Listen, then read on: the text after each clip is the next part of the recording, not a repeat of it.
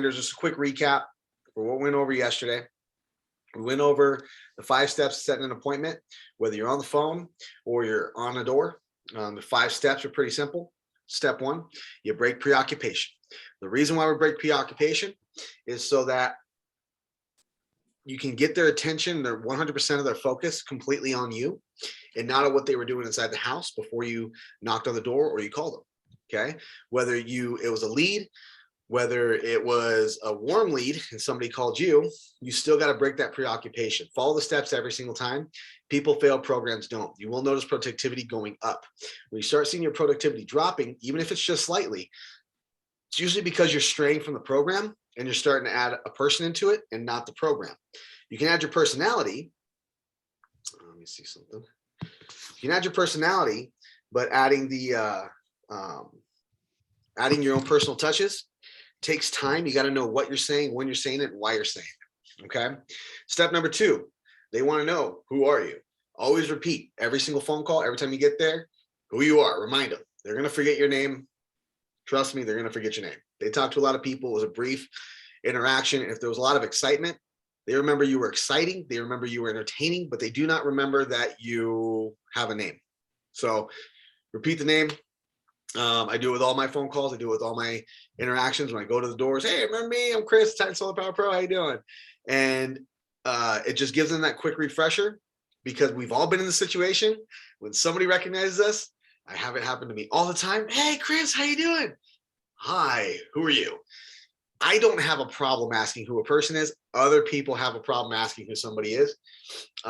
So most people aren't like me and don't want to offend you or hurt your feelings. So just don't do that to them. Just give them your name again and where they know you from. It's number 3. It's simple. What am I doing? We're just giving a quick 10-second overview about what we're doing. So yeah, we're the company that's doing the renewable energy program out here in the area. Some of the folks have been getting up to like $100 off their electric bills. Some of the other folks have been getting anywhere between like $5,000 and $10,000 back in tax credits. Have you heard how these programs work? No. Perfect.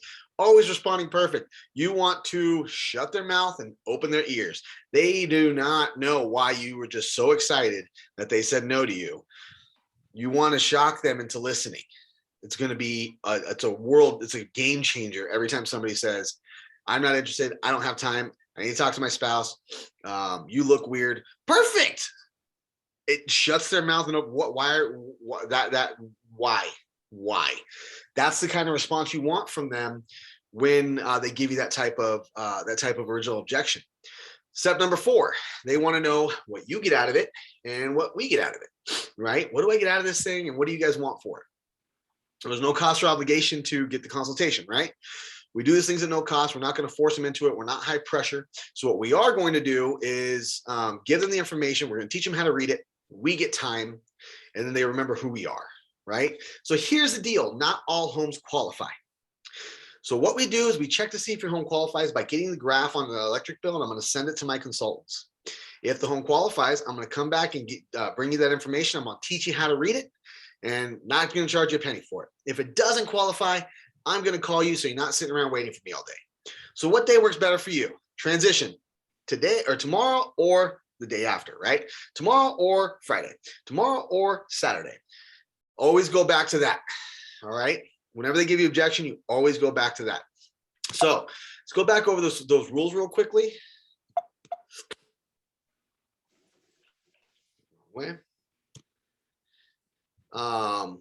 And a couple of those pro tips. Tip number 1, the body stance and posture. You want to display a little bit of confidence, shoulder back, head up. You want to stand slightly sideways so you can show them you're not hiding anything. You actually are putting them in a calendar. And you want to make sure your hands are always visible. Don't have your phone in your pockets, because as soon as you reach for your pocket, they don't know you. It makes them feel a little bit uncomfortable. Even if it's a subconscious, it puts them back on you. You don't want that. You want to control your voice tone and your pace. So voice tonality, right? You want to start your sentences high and end them low. It displays confidence even when you don't have it. So as you're new and you're talking through this stuff, you're going to mess up. You're going to forget things. Okay, so this goes along with the same thing when it comes with confidence in general. If you start all of your sentence at a higher tone and you start lowering your voice and you get to the end of your sentence, it will make it a lot more confident of a sentence, which will help you build your confidence along the way. They don't know when you screw up. They don't know you did step 4 at step 2 and you did step 2 at step 5 and you were trying to transition right when you first got there. They don't know. Just start over at the step you were supposed to be on. Don't apologize. Don't stop. Don't break stride. And like, so yeah, no, we're doing the renewable energy program. But hey, have your neighbors told you about me out here with SPP yet? I usually have it on my sleeve. With SPP yet? I'm sure they have. Bob and Jane, they have no idea that you just completely skipped like 4 steps and you're jumping backwards, right? Just keep going with it. You're good. Promise you, every single time.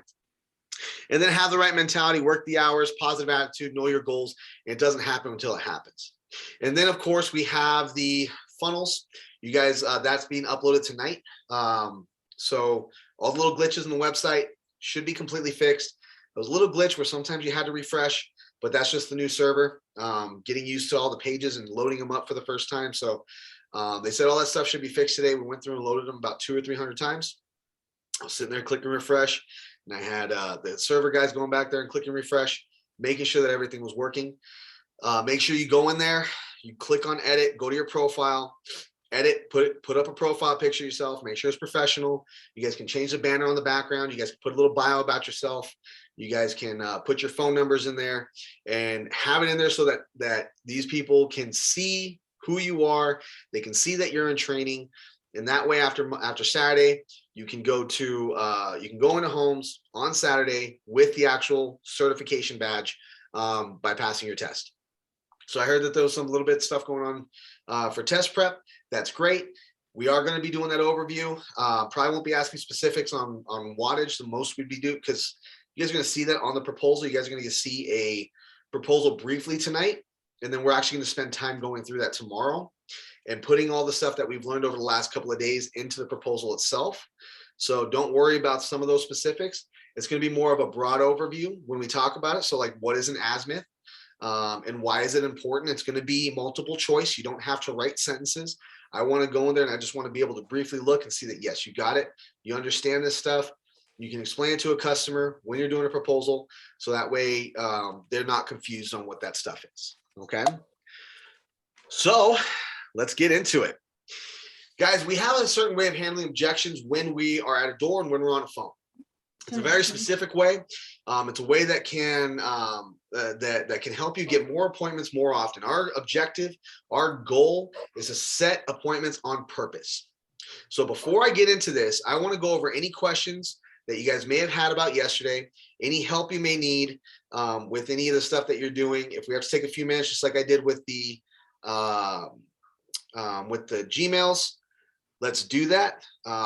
If you still are having problems with Gmail, make sure you put in the chat that you're having a problem. If you're not having a problem, then don't say anything and I won't even touch your accounts. Okay. Did you get it? I just have a quick question. Yeah. So I just want to make sure I understand it fully. So we get the appointment and when we get to set the appointment, we need the utility bill because then we send that back and the proposal gets sent to us. And then at a return appointment, that's when we go over it with them, right? Correct. Perfect. Thank you.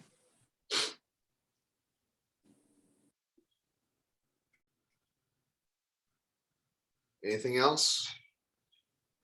I'm going to go through setting an appointment. You guys are going to see a dummy account that we have to go in there and set an appointment, create one for myself. You guys can see how it works. It's picking me up as a green screen. But yeah, so for our guys that want to go out there and start knocking doors tomorrow morning, go for it. You guys will be fully trained to do it. You guys have my phone number. Call me and ask for help. We got guys out there right now who are absolutely slaying it on the doors. Some of them went like 30, 40 doors, no appointments, and all of a sudden they sit like 5 back to back. So it's one of those things where it doesn't happen till it happens, right? You have to work it. You have to set your numbers. Sales is a numbers game. It really, really is. Whether you're on the phones, you're inside of a house, you're knocking doors, whatever it is, sales is a numbers game. So you got to work those numbers and you got to be consistent at it. So step 1 to overcoming an objection is to agree with them. This is no different than any other objection handling you've ever heard of in the beginning. Agree. You guys have all heard that there's probably like 7 to 12 steps to overcoming objections. I know that because I've learned the same types as everybody else did, where you're hearing things like agree, confirm. What are they? I don't even use them anymore because there's so many steps. Agree, confirm, repeat, solidify, all these things that you have to do every single time that customers are, first of all, used to, but second of all, kind of creates a rift between the two of you, because it's 90% of the time it's a smokescreen objection, right? Like you have to be really, really good friends. You have to be talking to somebody like me who will be blatantly honest with you and say, this is the exact reason why, and I have no problem with it. Most people are going to give you what's called a smokescreen objection. Smokescreen objection is something that's masking that true one. I'm not interested. People take that as a true objection. That's not a true objection at all. You have no who, what, where, when, or why. Those are the 5 things you need to know about a need and an objection in order to consider it a true objection. What are they not interested in? If you can't answer that question, then you don't overcome. There's nothing to overcome. You just keep moving forward. Fantastic. Drill down, figure it out, right? Well, when we're at the door, we gave them all the information. They want information. 99% of the people that are telling you, I'm not interested. Can you, they end up leading with, can you just leave me information and then I'll call you when I'm ready? Yeah, I can. But we got to get something out of it too. This is a give and take relationship. So I'm going to teach you guys how to do that, do it respectfully, and set appointments more often and do it on purpose. So step number 1 is to agree. You're going to agree and you're going to do it big, right? We're going to do it just like we did before, where they say yes or no. We want to shut their mouths and we want to open their ears. So we agree. First part of agree is very simple. When someone says someone says something negative to you, they expect a response. They expect you to respond in kind. You don't. So when they say I'm not interested, when they say I don't have time, whatever the case may be, you're going to respond with, How's it? perfect, great, fantastic. So glad you said that. I don't have time.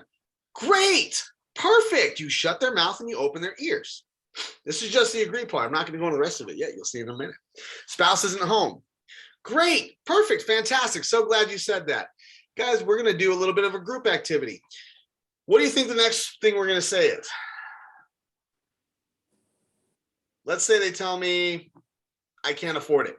What do you think I'm going to say? How much is your bill? Anybody else have a guess?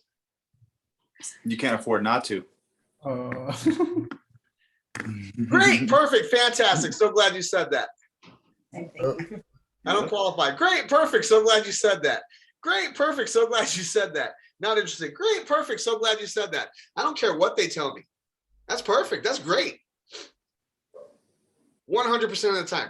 It'll make more sense in a second. Because here's the deal. Again, we want to shut their mouths and open their ears. As salespersons, we've been conditioned. When somebody says something that we don't want to hear, oh, no. Okay, so now I got to argue with you. The second you say yes, but, or you have an inflammatory response that's going to cause them to engage, you start creating some type of an argument. Even if it's just a small back and forth, there's no blows being thrown. You guys aren't cussing at each other. When a customer feels they need to defend themselves, the likelihood of you being able to truly overcome an objection drops dramatically. So what we need to do is, first of all, shut their mouths and open their ears. When they tell you, I can't afford it, what can't they afford? Have you shown them a price yet? Have you given them features and benefits? Do they know what they're saving? Do we even know what their electric bill is? We don't know anything. Oh, I got quotes, I can't afford it. Perfect, I'm so glad you said that. They didn't get ours. Yeah. 9 times out of 10, they weren't explained the bill review. So they don't understand how that works. They don't understand the property value increase. They don't understand anything. Those are my favorite people. I can't afford it. Perfect. I'm so glad you said that. And I get excited. And I literally, perfect. You have to respond with what you're saying. You can't just sit there, perfect. Yep, glad you said that. Seems very sarcastic. Somebody, and you guys, you're going to feel awkward the first couple times you do it. I promise you. It's not going to feel natural. It's going to feel weird. You're not going to want to do it. Every single person fights me on it. And guess what happens every single time they go around to do it this way? It works. It's a program. It works. It's going to shut their mouth and open their ears. Every single time. So second step we have to do is an I. Now, with most programs, perfect. So glad you said that. They're going to start, they're going to teach you in these other trainings to start asking things like, well, how much is your bill? How much is this? When was the last time you talked to somebody? What was the company? What does it matter? That's my question. What does it matter who they talk to or how much their bill is or anything like that? Are we there to give them a proposal right now? Or are we there to set an appointment so we can come back and sit with them? It's an open question. You guys can answer it. Appointment. Appointment. That's all I want to do is sit down with them. Because the more people I sit down with, the likelihood of me selling goes Way up. way up. Can I sell them something at the door? No. No. We need to be in the home with them. So do I care who they talk to, what proposals they got, how much their bill is? Do I care about any of that? Nope. No, I got to send it to my consultants. Cool. They're going to put it together and see if the home qualifies. That's all my job is right now. I'm not looking for people who want to buy solar. If it was that easy to do this, we wouldn't make the money we make. Everybody would be doing it. It's not easy. So I'm going to do something different than everybody else who's ever come to their door. I'm going to ignore what they said completely. Who here is completely shocked? Most people's cameras are off, so I have no idea. I can't see what you guys are thinking. Who's shocked right now? Everybody? Interesting. It's interesting, right? I already know you as a salesman, so I already know. Actually, yeah, Chris has heard some of this stuff from me before. Yeah, I'm going to ignore it completely, and I'm not even kidding. So they don't know enough to give a real objection yet. So don't waste your time or theirs by arguing with them. You be assertive, don't be aggressive. We went over this slightly yesterday. I want to be assertive, which means I'm going to let them stop talking. I'm going to let them finish their sentence. And I'm just going to go ahead and deliver valid points. I'm just going to go off of logic at that point. I'm going to be excited, so I continue portraying emotion and enthusiasm, right? I want them to get excited and I want to shock them, which is why I'm going perfect. I'm not going to be aggressive. I can't afford it. Yes, but have you heard about this? Ooh, I just told you I can't afford it. Right? With me, perfect. I'm so glad you said that. Great. I can't afford it. Great. I don't have time. Perfect. Me neither. I got to talk to the rest of the neighbors. What day works better for you? Tomorrow or the day after? I don't care what they just said. Perfect. Spouse isn't home. Great. I actually got to come back and talk to both of you. I already talked to someone. So glad you said that. That means you might qualify for the new programs. I'll have to give you a real quick recap on the update and on what changed. And then you go on to the next step. I don't qualify. Fantastic. That means you've looked at the old programs. I can't afford it. Great. I just get credit to do this. We have to get the data from the neighborhood. Not interested. Perfect. That's why I'm here. I'm just going to give you the info so you call me back when you are ready. Can I get a card? Perfect. You probably want the card so you can call me back when you're ready, right? Yeah, great. That's I'm going to bring you something specific and see if you qualify. There's no real objection. 9 times out of 10, I don't have time, which means that, great, I don't either. I don't want to sit with them right now, do I? I want to set a what? Appointment. An appointment. More appointments are set that way because they're literally thinking right now, I don't have to. You know why? Because 10 years ago, I knocked on their door and got in their house and sold them a Kirby. 8 years ago, I knocked on their door and went in there and sold them an alarm because it was right then and there. They don't have time for me. They're used to that. Everybody who knocks on the door wants to get in right now. No, this is a consultation. This is professional. I want to come back. I don't want to sit with you right now. I don't got time either. I got to talk to this entire neighborhood. That's perfect. Oh God, thanks. So glad you said that right now. Oh, all right. I don't have time either. So, and then you move forward. Now, one thing you don't want to say, I'm not interested. Huh, me neither. Don't get that one out of your vocabulary. Like this stuff is some longer stuff that you can do. I'm telling you right now, I don't say 90% of this personally. Somebody tells me, I already talked to someone. Perfect. I'm so glad you said that. So I'm going to go ahead and bring you back the information. What day works better for you? I literally just keep it stupid short and I just ignore it. Some people, they want something to say, so I add this to it. Do you have to? No. You can literally ignore what they just said because you acknowledged it. You agreed with them. I talked to somebody. Great. Did they say, I don't want to talk to you? No, they just said that they talked to somebody. How is that an objection? Anybody answer that one for me? Because nobody's ever been able to after hearing this. Makes sense. It makes sense, right? My spouse isn't home. How is that an objection? Yeah, my wife is at work. Okay, and I don't have time. That's great. I don't want your time right now, right? I don't qualify. Did I ask? I got to check to see if you qualify. That's my job, right? I can't afford it. And can't afford what? I didn't give you a price. This could be free. You have no idea, right? I'm not interested. Guarantee you want the information, so I come back and so you can call me back when you're ready for it, right? That's what everybody wants. But if the way to get the information is to sit down with me, guess what they're going to do? They're going to sit down with me. These are the objections that are at the door that everybody's going to train you completely differently. And same thing on the phone. They're going to train you completely differently. Okay, so every time somebody says this, you say this. Nah, because there's not an objection. A lot of times they're just explanatory statements because they know that it's going to stop you in your tracks and freak you out. So when it doesn't freak you out, guess what's going to happen to them? They're going to shut their, everybody say it? Mouths, They're going to shut their mouths. They're going to open their ears. ears. We want them to open their ears back up so that they can pay attention to what we're going to do next. So does the ignore actually make more sense now, guys? Yes. Fantastic. Now, moving on to my favorite step. When we're walking up steps, do we like to stand in one place or do we like to move forward up the steps? Forward. Move forward. This is step number 3. Guys, this is the easiest way to overcome objections you'll ever find in your entire life. Because even inside of a house, this is the first level of overcoming objections that you guys will learn in our advanced sales courses through your career is aiming. You still aim inside the house because 9 times out of 10, sometimes they just want to be acknowledged with what they said. They didn't give you an objection. They didn't tell you, look, I can't afford it because A, B, C, D, E, F, G, who, what, where, when, why. This and this and this and this are happening. They never gave you a scenario to actually overcome. All they did was say a statement.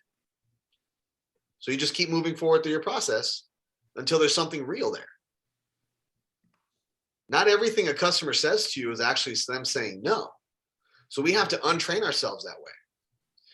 If you went to your doctor today, remember, we're consultants. So if you went to your doctor today, the doctor's like, hey, guess what? You got cancer. No, I don't. Huh? Yeah, no, I'm not interested in hearing that. Okay, Chris, here's the deal. You got cancer. Yeah, I don't have time for that. I really don't give a shit. You got cancer. I'm a doctor. I found a problem. We're going to talk about the solution, right? Mhm. Does he care what my objection is? He's in disbelief that I'm about to say that, right? Or I'm in disbelief that he just told me that. A lot of times that's what's happening here, especially when you're going through a proposal, because they're looking at, they actually learned something this time and they're in shock. Like, oh God, I've had people call the company because they told the rep they can't afford it, and they literally met their electric bill.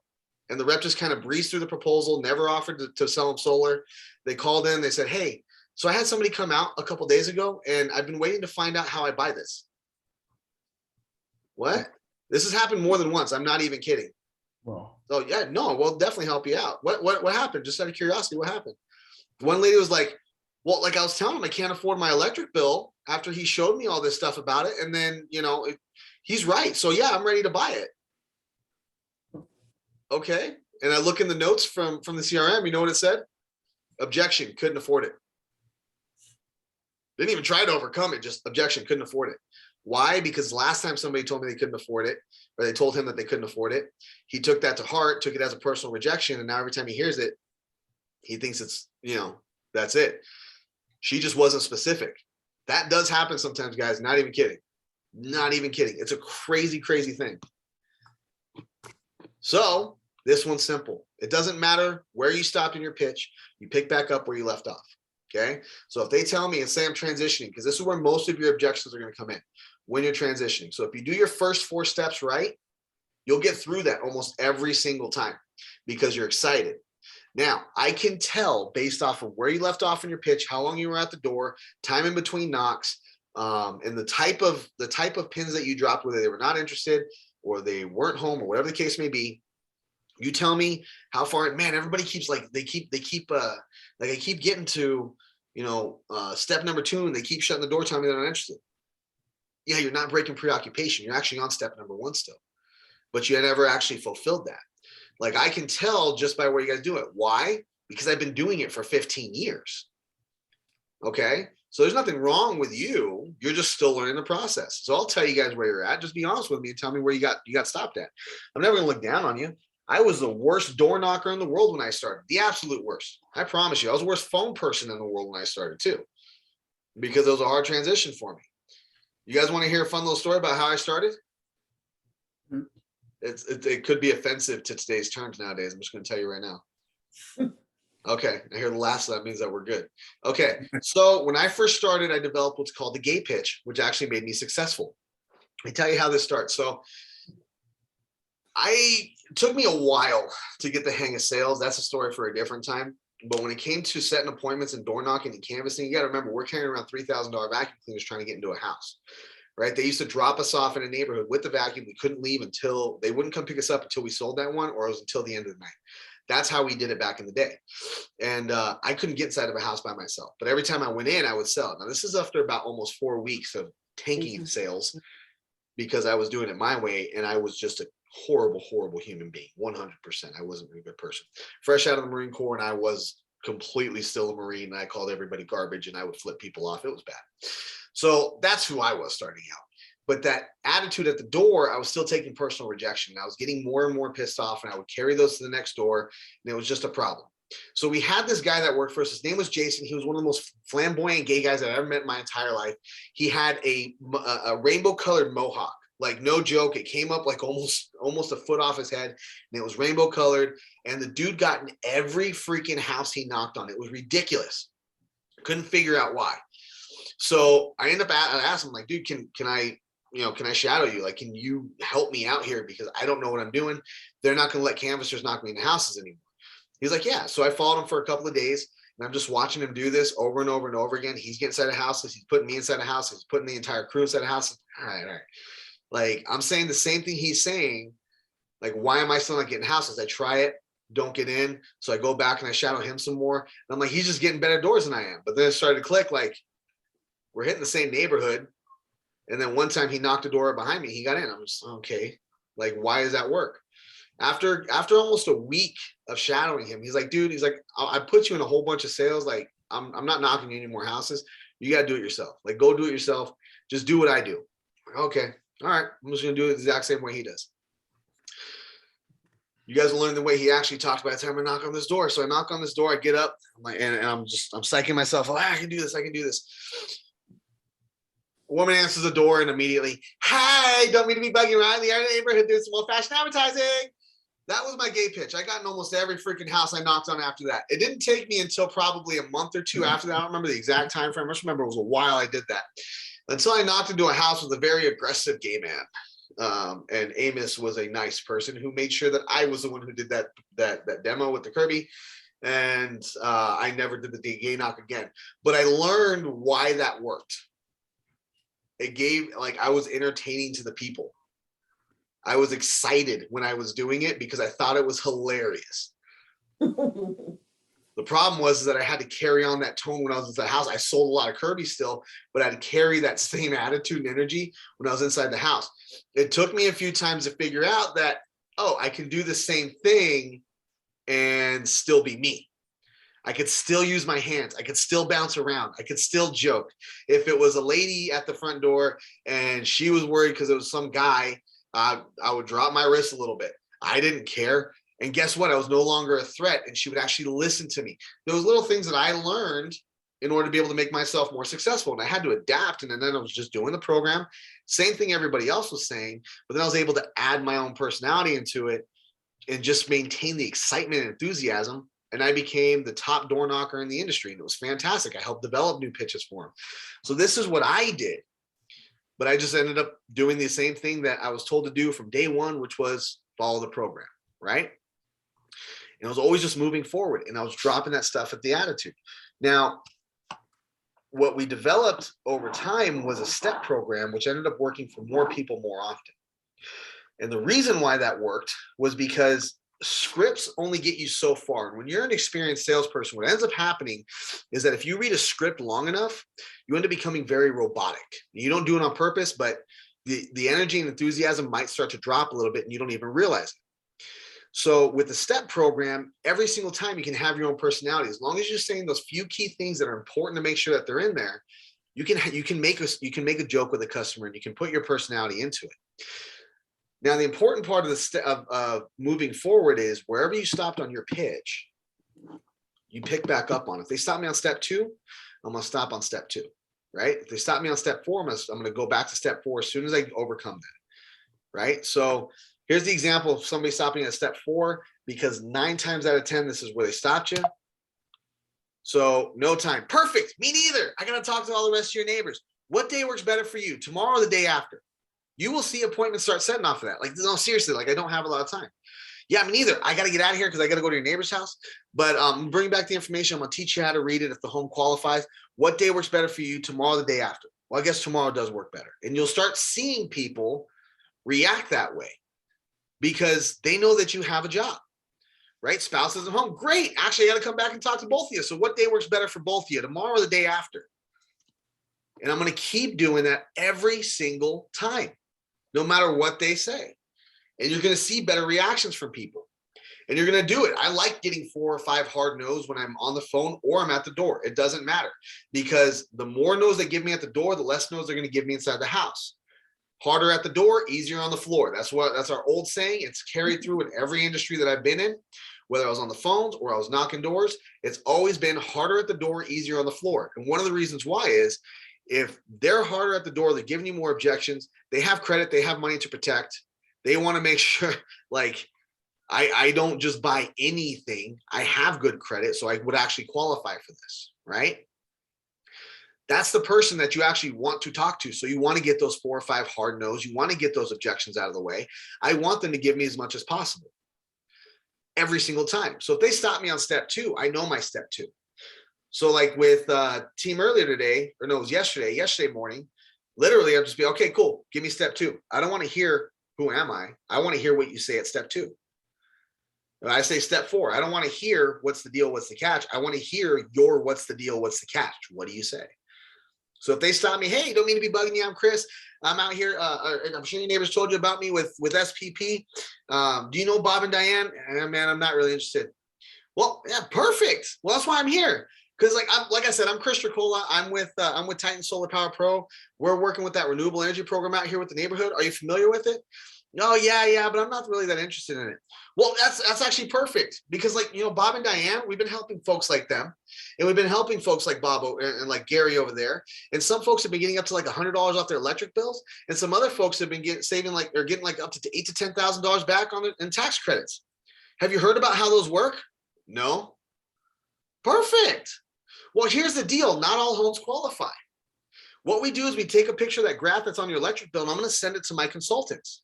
And if the home qualifies, I'm going to teach you how to read this information. I'm actually going to bring it back to you so you can learn how to read it. If it doesn't qualify, I'm going to call you so you're not sitting around waiting for me all day. So what day works better for you? Tomorrow or the day after? Man, I don't have time though. Yeah, perfect. Me neither. Like I said, I'm going to come back either tomorrow or the day after. Which one works better for you? The day after. You will start seeing people respond like that a lot. Now, does that mean that every single person is going to respond like that and you're going to get every single door you knock on? Nope. No. We went over those metrics before. 1 out of 6 people that you talk to are going to end up setting an appointment, right? There are people in the industry, I'm one of those, and I've trained a lot of people to do it, who are 3 out of 5, 8 out of 10, and almost every single person that they talk to ends up setting an appointment. Now, they still have a 50% run rate. But guess what? They're still going to run a lot more appointments than you do, because they're setting a lot more appointments than you do when you're brand new. Is it because they're better than you are? Or is it because they've been doing it a lot longer and they're just not taking no for an answer? What do you think it is? Are they better than you? No, they're not. Who's been doing it longer? They're also not taking no for an answer because they're not getting a no. They're getting weird objections. They're getting people who are saying statements. They're not giving objections. They're saying statements.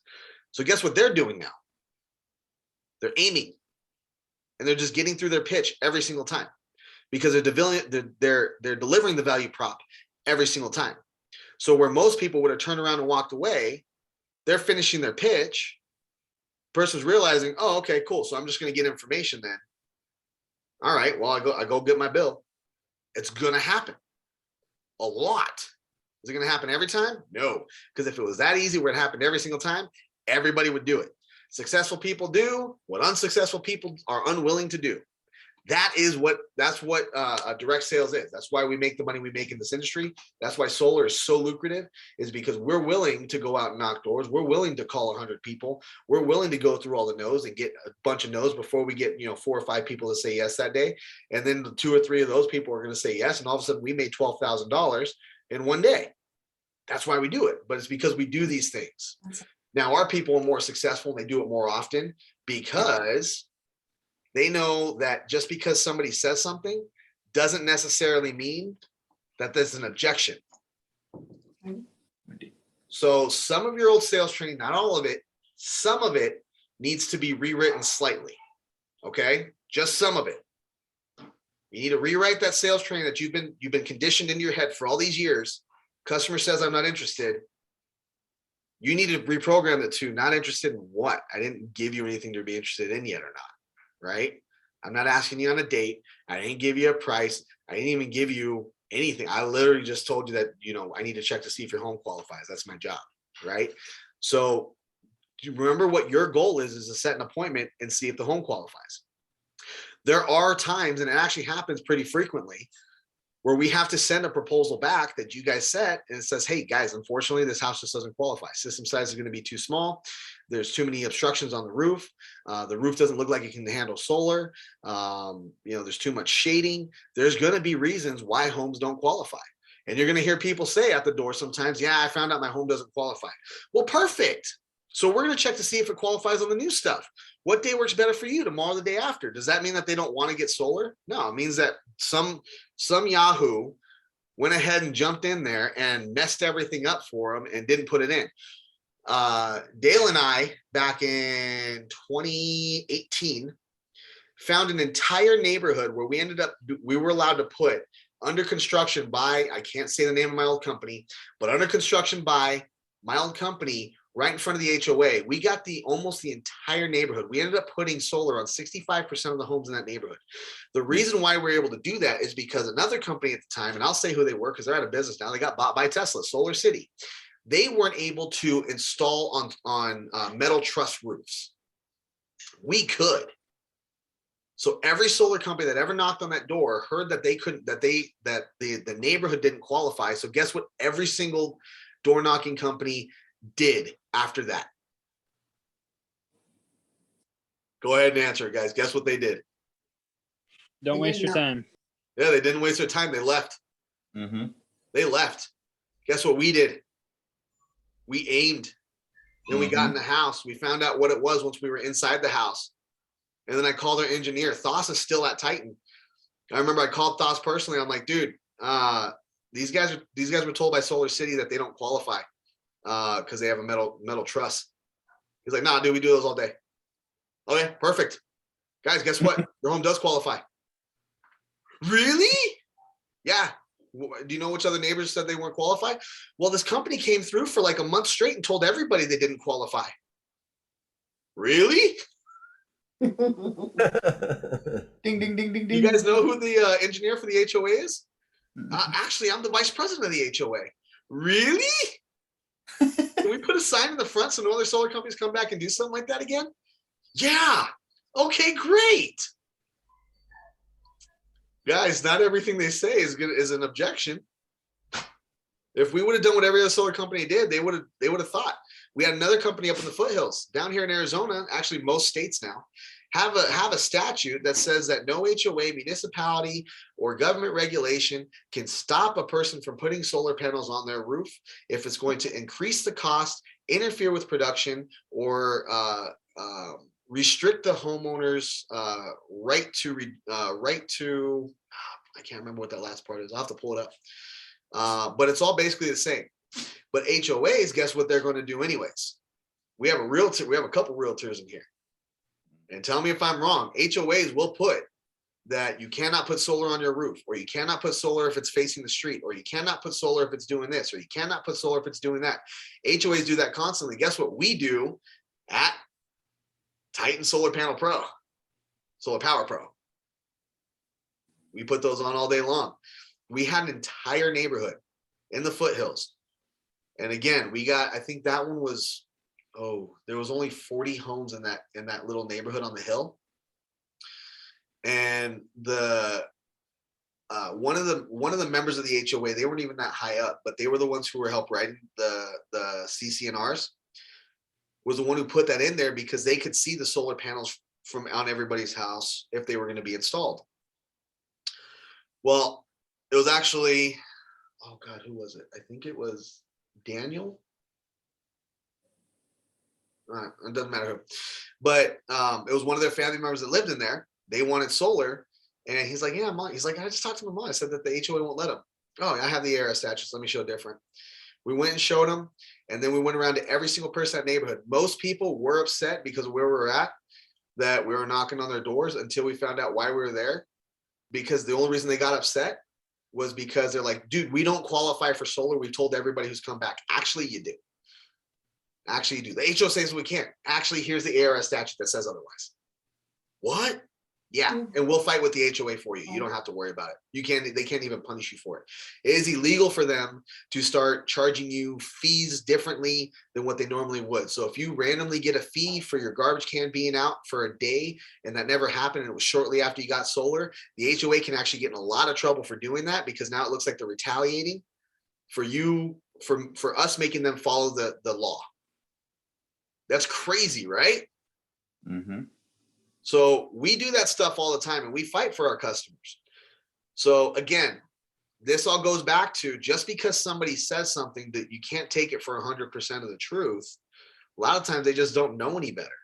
So whether you're at the doors or you're inside of a house, find the real reason. When you're inside the house, at the doors, there's no information. Just aim through it every single time. So important reminder, when you're at the doors, and you can't get a copy of the bill, you guys get the averages. So write this down.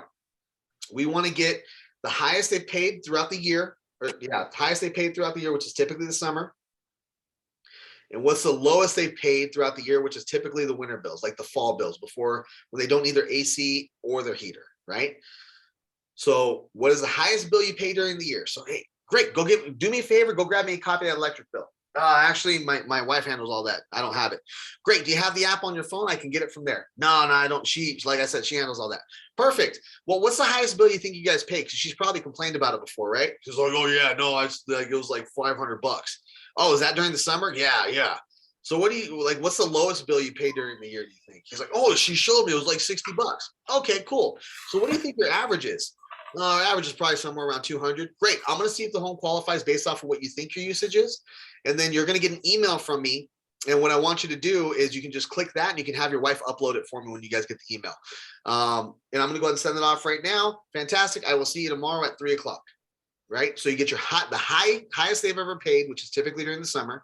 So you can add in there. You get the lowest they've ever paid during the year, which is typically the winter.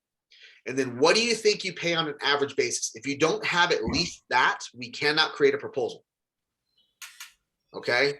So you're going back to a customer's house with no proposal to get their electric bill to do it. Don't set appointments to set appointments. Like, that's just ridiculous.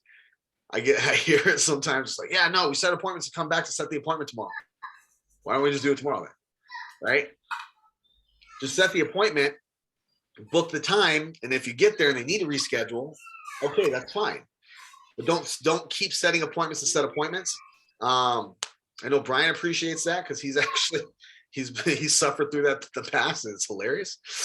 He didn't set appointments, but he's been a part of those appointments to set appointments, and it drives people nuts.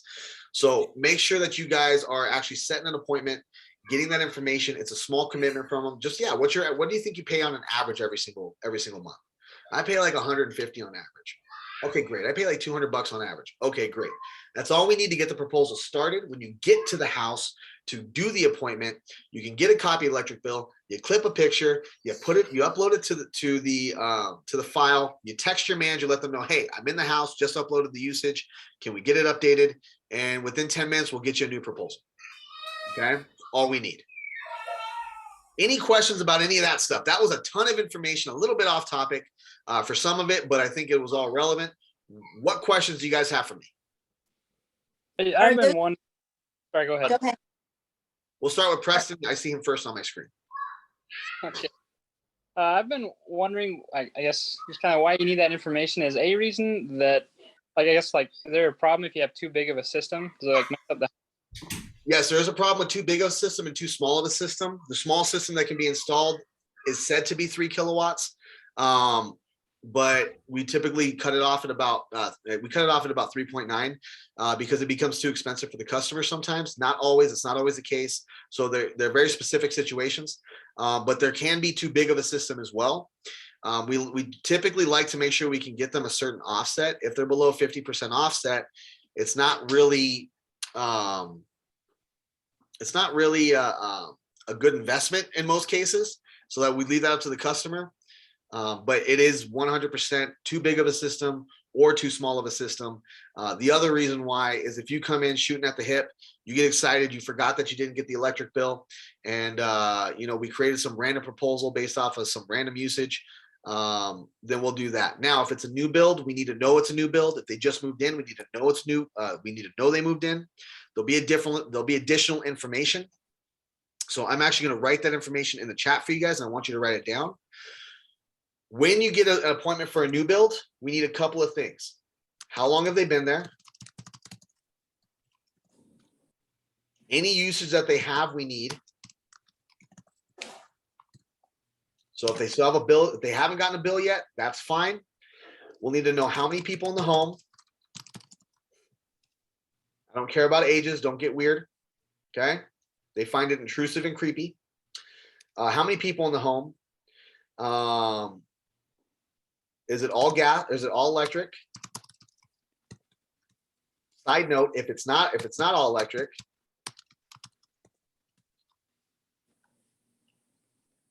then what appliances are gas? Okay. We know the square footage. And we need to know what they think their average was at their old house.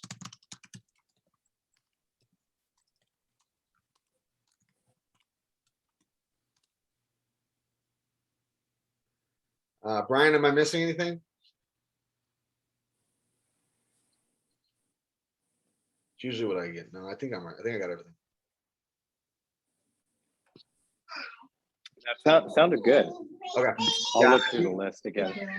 How I long? think that's everything. How many people? Yeah, that's it. Okay, so it's in the chat. That's everything that we're gonna need.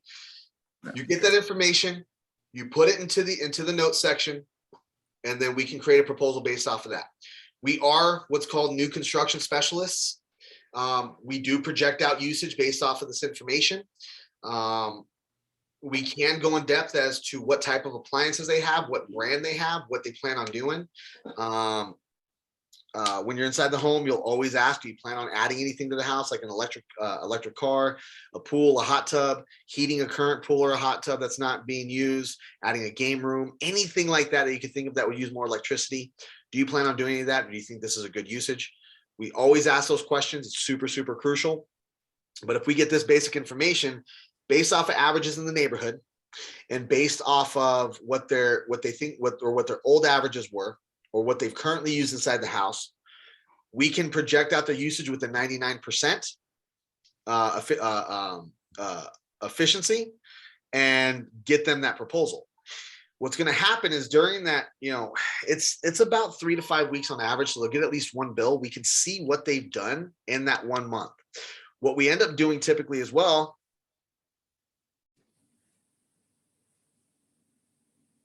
yes, so you put the new information inside of the proposal, And then we just brought on a new projects manager. It's going to take them a couple weeks to be trained up, probably about 3 or 4 weeks. So in the meantime, it's typically always going to be, you text your manager, let them know that you just updated information, you need a new proposal, and they'll get it to you within 10 minutes. 10 to 15 minutes is the typical turnaround for updates on proposals. Okay. But yeah, so we project it within 99%. But on new builds, typically, just expect this on new builds. We may purposely push back that install for 2 months, so we can get 2 months worth of bills, so we can verify what we did was accurate. Okay, because they may project some usage, but they didn't tell some stuff that, like, oh yeah, I forgot I didn't have my washer and dryer yet, right? And all of a sudden they get their washer and dryer off the usage they gave us, and we see a huge spike because they like to wash laundry all day long. And it's like, okay, cool, we need to readjust based off of this information. Okay, the reason why you have to get something at the door, is because, first of all, you do need a commitment from them, right? It's a give and take. They got to give us something so we can see if they qualify. But number two, it does cost money to do these proposals. So if they do have usage, we want to make sure that, the company's not wasting money, and we get them the most accurate information the first time. We want to get them something based off of what they say. We can see, is the system going to be too big? Is it going to be too small? Is there going to be too many obstructions on the roof? Is there going to be too much shading based off of how many panels they need? We can see those issues based off of the information they gave us. We can come back, we can rebuild it inside the house, and then we can move forward with the presentation.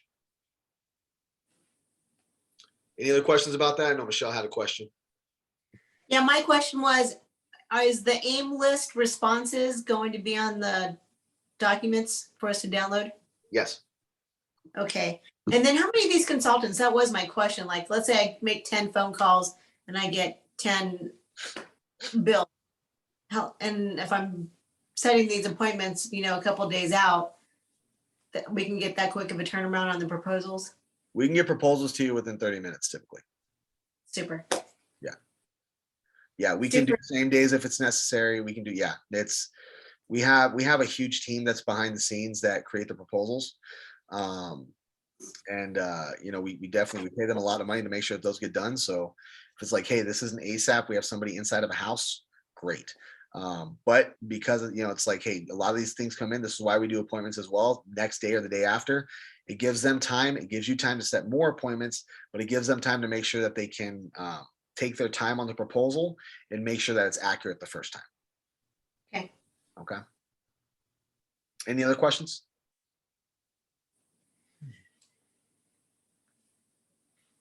Are we setting an expectation that we can eliminate their monthly bill? No. Okay. Here's the reason why.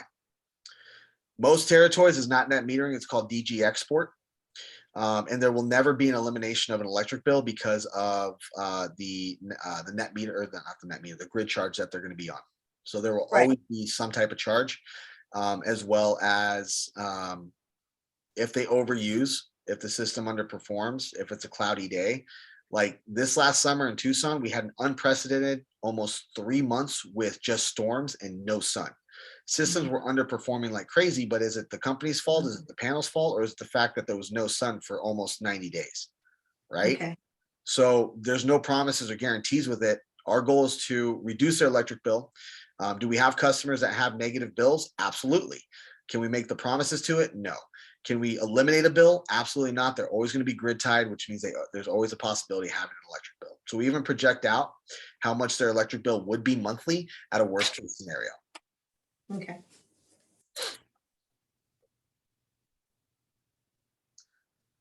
Everybody loves these trainings because we can get more involved with it. We're actually talking about solar presentations and sales. And I talk at a lot slower pace so than these other ones, because this is stuff you guys are going to do daily. This is actually, instead of just knowing terms and how to explain it, this is stuff this is actual like sales skills that I want to make sure that you guys get. So any questions, shoot them out at me.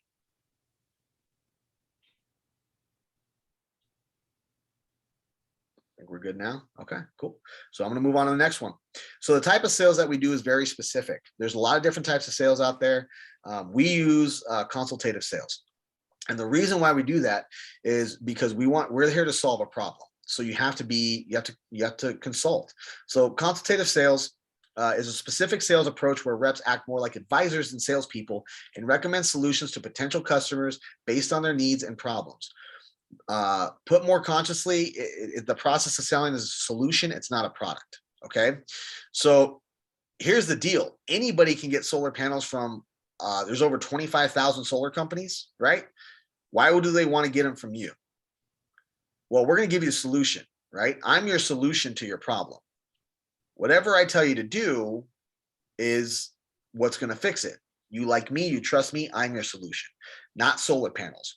If you walk in there and you are just presenting solar panels are your problem, are going to fix your problem. Well, they can get those from anybody. So why are they going to get them from you, right?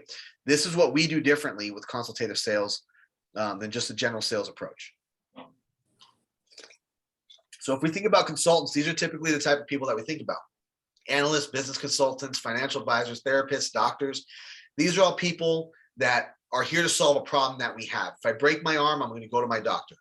If I'm having a hard time in life, I'm going to go to the therapist. If I want help with my money, I'm going to go to a financial advisor. If I'm having a problem with my business, I'm going to hire a business consultant. If I have something that I want to do in the future, I'm going to have analysts take a look at it to make sure that things are that I set a right plan in order to make sure that happens, right? They're going to solve the problem for me. They are my solution. It's not whatever products, because a doctor can come in and he could just pitch, hey, take Viagra. Great. I can get that from any doctor, right? Why do I want to get that from my doctor? Because I trust my doctor, right? And he's going to be, oh, yeah, no. Oh, you have a heart problem? That's not what we're trying to solve. Why did the doctor give you that? I don't know. Oh, yeah, you actually need this medication because A, B, C, D, E, F, G. Oh, okay. The reason why I say that, because it makes everybody laugh for a second because of what it is, but it's actually commonly used as a heart medication. That's what its original prescription was for. But it doesn't actually work for heart problems. And it's still actually commonly prescribed as it, which is freaking hilarious to me. You know, so we got to think of ourselves like an actual advisor, because we're advisors, we're consultants. Our job is to go in there and help them find a problem. We have fiduciary responsibility. We're dealing with tens of thousands of their dollars, and we're telling them to spend it on something that's supposed to help them save money and be a long-term investment into their home, right? So if we're doing that, we need to actually take that approach, because we can go in there, we can sell them anything we want. We can sell them batteries and say it's going to be the bee's knees. But for most people, a battery is not the solution. I'm trying to save money. Okay, great. I want to be completely off grid. Oh, fantastic. Get a battery. It's going to solve all your problems. Well, guess what? It's not going to solve all your problems at all by any means. The reason why is because one battery can't even sustain your AC. It can't sustain the fridge for long periods of time. Anything that draws a lot of amperage is going to end up drawing all the battery, because it needs to be able to pull a lot of current in order to start that thing up. So is, spending $60,000 on the battery actually going to help them save money, or is that an investment to make themselves more like an island, or to keep medical equipment running if the blackout happens, or to keep their computers up if a blackout happens because their business depends on it? That would be a solution, right? So we need to take a step back. We don't just sell them. It's not a one size fits all. There's a reason why this is on a piece of paper. I'm your doctor, this piece of paper that I'm giving you is a script, and you have to cash it in with us in order to make sure that you're getting the right solution, right? This is what we do as consultants. We don't just go in there and say, hey, you're going to save this much money. We're not solar bros. So why is consultative sales so important? Well, there's 19,727 solar companies. I need to update that. That was 2021. In 2021, there was almost 6,000 new solar companies that had opened. That's ridiculous. There's no certification process. There's no requirements in order to be able to open a solar sales company, which is absolutely ridiculous, which is what we're doing here over at Titan Solar Power Pros. We're building the certification process so we can make it a standard so that customers stop hearing this weird stuff inside of houses and getting solar slammed, right? Any company can solve their electric or solar problem. Consultants make the solution, not solar. People go to their doctor because they trust their doctor. The doctor prescribes a medication. There are many medications that will do the same thing, but because the person that you trust is the one that prescribed it, you take it. People buy from people they like and trust. If you sell them the consultant, whatever you prescribe them becomes the best course of action. Okay, so step one, you guys are going to recognize this. Anybody remember step one of setting an appointment? Feel free to hop in. Getting their email? Nope. Step one is setting an appointment. What's step one when you like talk to somebody or knock on their door? Date and time or something. Break preoccupation. Okay. Remember that? So whenever I'm talking about steps, these are the parts that I'm talking about, okay? So step one is to break preoccupation. So when you get to that house, you need to break their preoccupation again because they may have forgot that you were coming, right? Oh, hey, good to see you again. Once again, like I'm Chris. I'm with Titan Solar Power Pro. We have that appointment today. You want me to take my shoes off? Where's the nearest table I can borrow? Right? Oh, yeah. You're going to read this to me. Great. Right over here. Come on in. Right? Then you start making a friend and you start building rapport. Okay. Why is that important? Well, same as the door knock. You repeat it every single visit. You ask 2 or 3 questions consecutively in order to be able to make sure that they're listening to you. They didn't hear the first one. You want me to take my shoes off? That's actually a sign of respect in almost any home nowadays, especially if they have carpet, because carpet isn't a standard nowadays. So if they have it, it's because they like the way it feels. They want it to last a long time. Do you want me to take my shoes off? Just make sure you wear clean socks and it shouldn't be a problem. Okay. Where's the nearest table I can borrow? Do you have a table we can sit at? These are all questions that it's a yes or no question. And the other one's just kind of like, oh, where, they're both a version of a yes or no question to get them directing you towards a table. We always want to be seated at the kitchen table because it's typically where all the bills are done. So think about it. Do you do them at the couch or do you do them at the table when you do your bills? It's typically at the table or at a desk. Most families do it at a table because they don't have a desk in their home. So we want to be discussing money where it's more comfortable, where they're used to doing it. Sitting on the living room couch with them is way too informal. That's where they sit with their friends. We're there as a consultant. We're not there as their friend. Okay. So when they bring somebody in to do business, they usually bring it in at the kitchen table. So we want to make sure that they take us to that point. So we automatically lead them there. Because of how entertaining we are on the phones and at the doors, the way that we set these appointments, a lot of times they want to be more personable and on a friendly basis. We want to lead them in that other direction. Okay. So when breaking preoccupation, it's important to remember these couple things. You ask open-ended questions to the homeowner because people love to talk about themselves. You remember us talking about this the other day, guys? Everybody's favorite subject is themselves. Like we get to see their entire house. You can ask them questions based off of what you see. If you start seeing pictures of the family all over the place and all these trips, start asking them about their family. If they don't have a lot of family pictures up and not a lot, and they're just, very nice decoration, comment on how beautiful their home is. Make a comment to how, how cool their stuff is. And they have pets and it's like, oh, great. Talk about the pets. Get them showing that you're interested in them and you're not just there to sell them something. Start building some rapport. You don't have to ask intrusive questions because we get to see their life in front of us. So use the pictures, trophies, memorabilia, animals, work, school, furniture, sports, vehicles, or anything that seems interesting to the homeowner. And every time you walk into a house, you'll see different stuff. And it's actually really cool. A lot of times you can spend up 15, 20 minutes having them tour you around their house, showing you all the cool stuff because you took an interest in it. Because honestly, if you think about it, how many times do your friends come over and they actually take an interest in the cool things that you did to your house or the things that you're interested in? You actually get to show off some of this cool stuff that you're really proud of. The same thing is like with these homeowners. They're excited. They get to show something off that they really care about. So take that time. If it takes 15, 20 minutes, walk around the house. I remember one house and it was cool because I love chess. I was a state champion when I was in 2nd grade. That's how much I love it. And this guy had a collector's set. He toured the world in chess competitions. And every single time he won, they gave him a collector's chess set. And he had them in these beautiful trophy cases all over his house.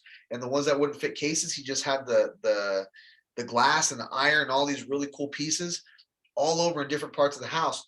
And I just brought it because I noticed there was so much chess stuff. And I asked him about it. And he spent almost 30 minutes walking me around the entire house, showing me everything, and then challenged me to a game of chess. Of course, I got my butt kicked because the dude was amazing. He killed me in like 3 moves.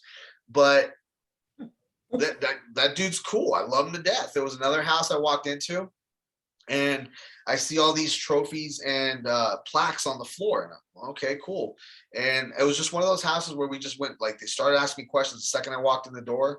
And it took me a few minutes to like catch up, and I had to restart, and I started breaking preoccupation.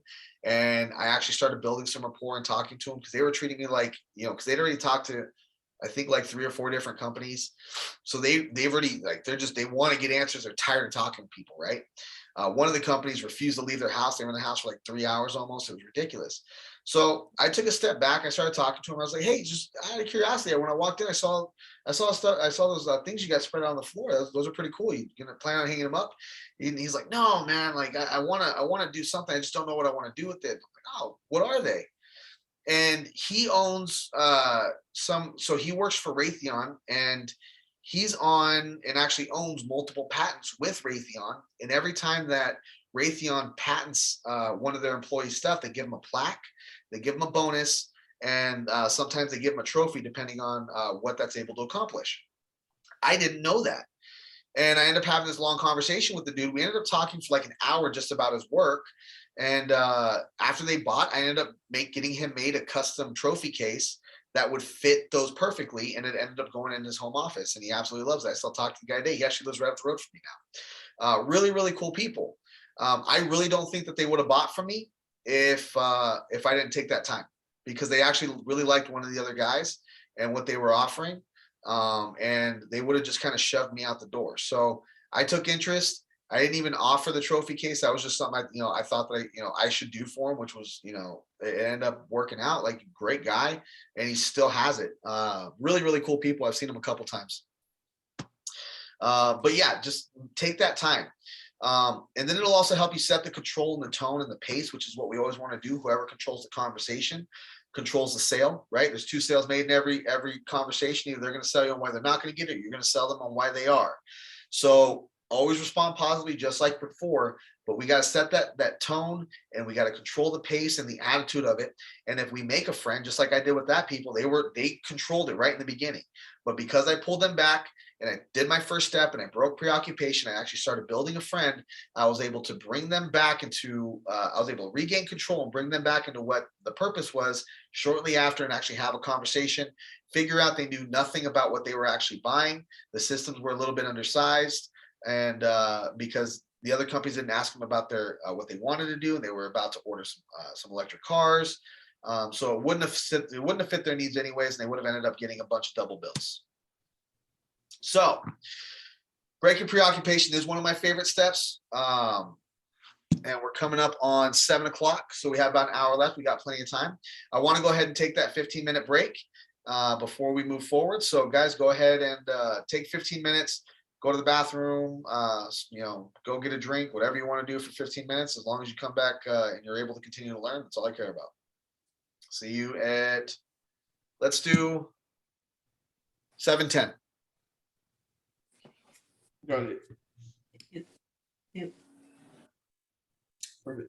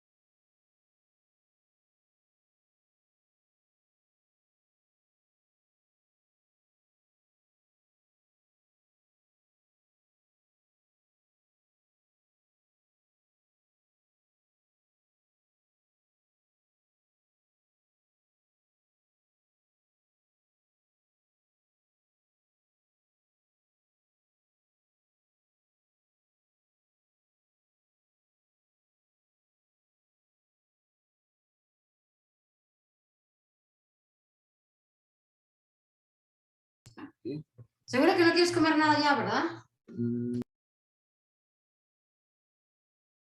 Sorry.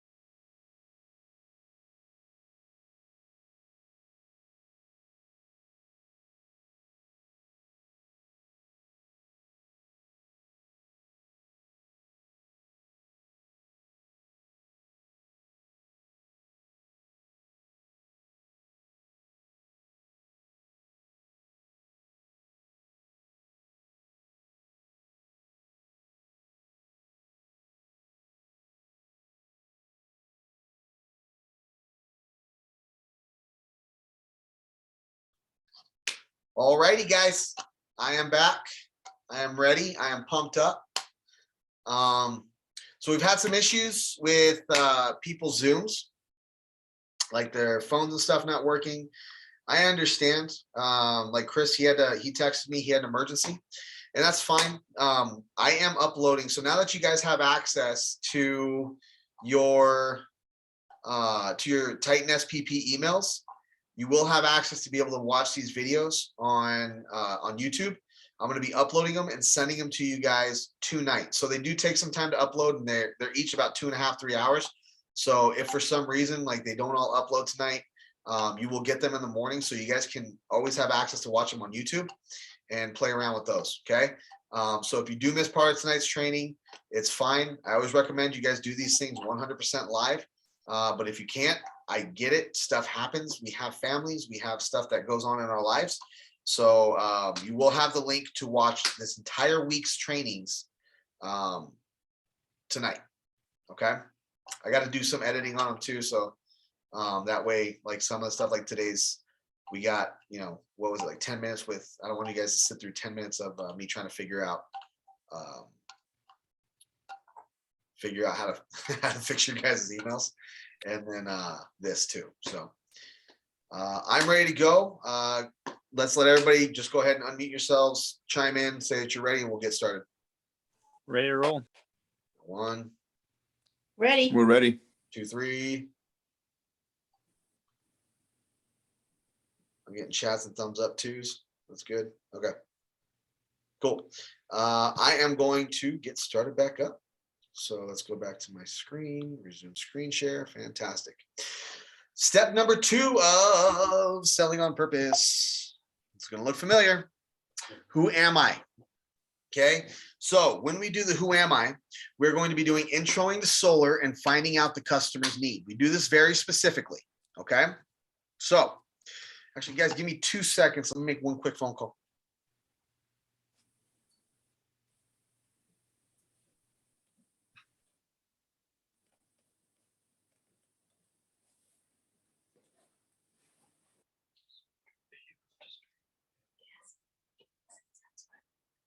Give me their name. You'll call them.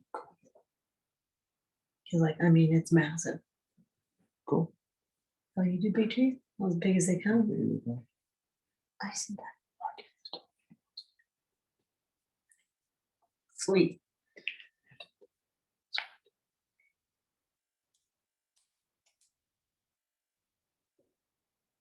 So that'd be nice on Sunday.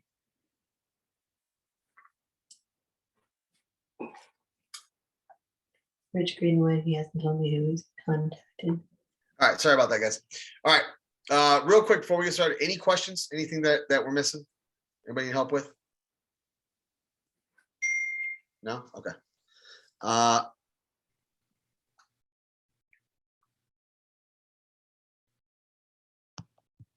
All right. Cool. So step number 2 is who am I? This is where we're introing solar and we're finding the need.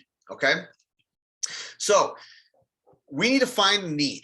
So it's like when we go to our doctors, they're going to find out what's wrong with us. They ask us a lot of questions to figure out what the problem is, right? It's like, hey, doctor, my shoulder hurts. Great. Does it hurt when you raise your arm? Yes. Does it hurt when I touch it? Yeah. And then they poke it. Then they poke it harder. And then you just want to punch them in the face. But they're actually trying to figure out what the need is. What's the problem, right? That's what we're figuring out. What is your problem? What are we trying to solve? If you don't have a need, you have nothing to sell to, and you're just delivering information for virtually no reason whatsoever. So that's the biggest thing that we have to do inside the house is find the need.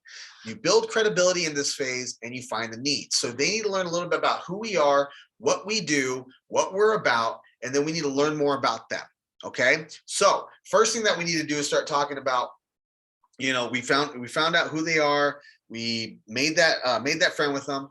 And then my favorite question, or my favorite thing to talk to them about is this. So in order for us to know how much it's going to cost you, we need a little bit more information, or we need a little bit of information, which you've already given to us, right? Your electric bill, the position of the roof.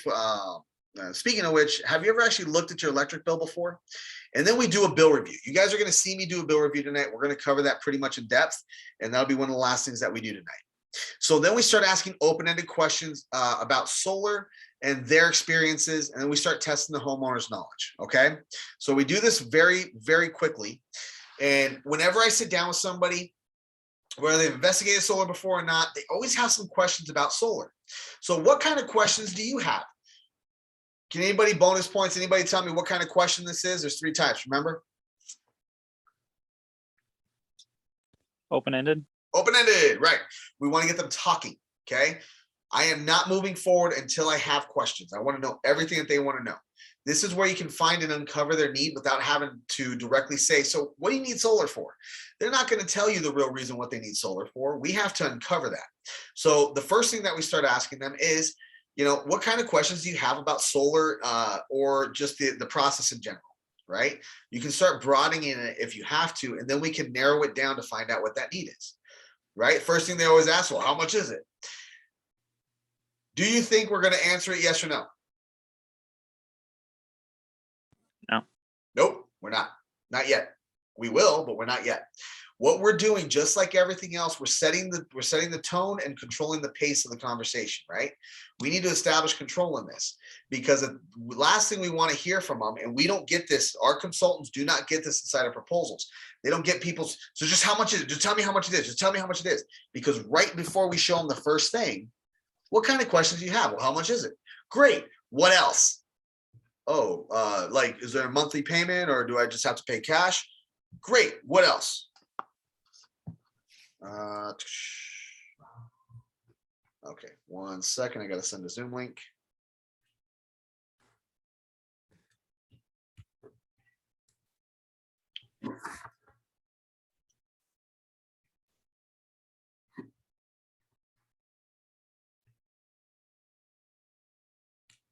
Perfect. Great. What else? Over and over and over again. Oh, warranties. What kind of warranties you guys have? Great. What else? What's going to end up happening is you're conditioning the customer that it's okay to ask questions, but that doesn't mean I'm going to give you an answer right now. They know that you're taking notes. So you're writing this stuff down. Great. What else? Okay, great. What else? Great. What else? Right? They're going to start opening up too, because they want an answer, but it lets them know that, okay, maybe I need to give this guy more detail, right? Because this is pretty generic stuff. Okay, so like I really want to know how much it costs because this other company told me it was going to be this. Okay, great. So what about that? Well, they told me it was going to be this, but I don't understand why. And I know I don't qualify for tax credits because I owe like $40,000 every single year. So like, I really want to know what this is. Okay, great. What else? Yeah, but like and they told me these warranties were this, but I don't understand that because like I just got a new roof, and is it going to give me a problem with my roof? You start uncovering all their problems because they really want you to understand what they're asking. You never had to directly ask. So now you're not being an intrusive salesperson, you're being a consultant. Hey, doctor, my hand itches. Great. Why? Well, I don't know. What were you doing? Well, I was in the yard. Okay. What were you doing in the yard? I was petting my dog. Okay, great. What was your dog doing? I was running around in the bushes. Okay, what kind of bushes do you have? Poison ivy. Oh, okay. Did the dog run in the poison ivy? Well, yeah. Okay, great. You need itch cream, right? They're going to keep asking questions till they uncover the problem, right? And then they're probably going to still run some tests to make sure that there's not some other stupid happen, which we also do.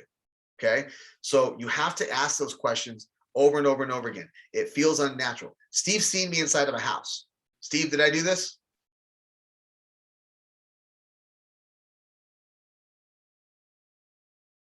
I think you're muted. Sorry. Yes, over and over and over again.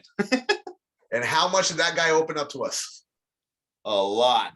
3 hours. We know everything about this guy. We know which lawyer screwed him over. We know which judge screwed him over. We know, what this guy was freaking awesome. He's a badass. But we know everything. And it literally was just taking that time in the beginning. Okay, what else? What else? What else? What else? Right? These companies, they gave him bad information. They did things that weren't appropriate. They told them things that weren't accurate. And I took the time to ask questions, and he gave us all the information that we need, right?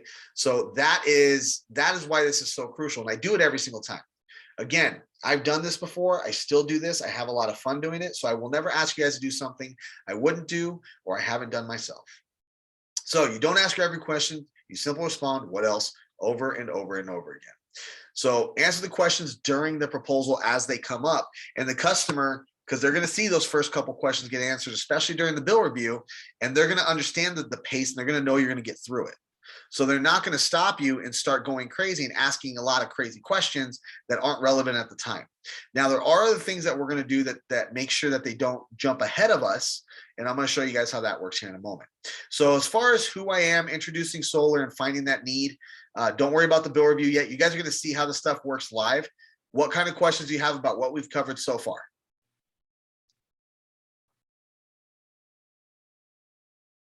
Nothing? Cool. So step number 3, who remembers what step number 3 is? Gabriel, you are banned from answering this. Who remembers what step number 3 is? It's the same step as in the door knock. What am I doing? Right? Proposal, feature, benefit.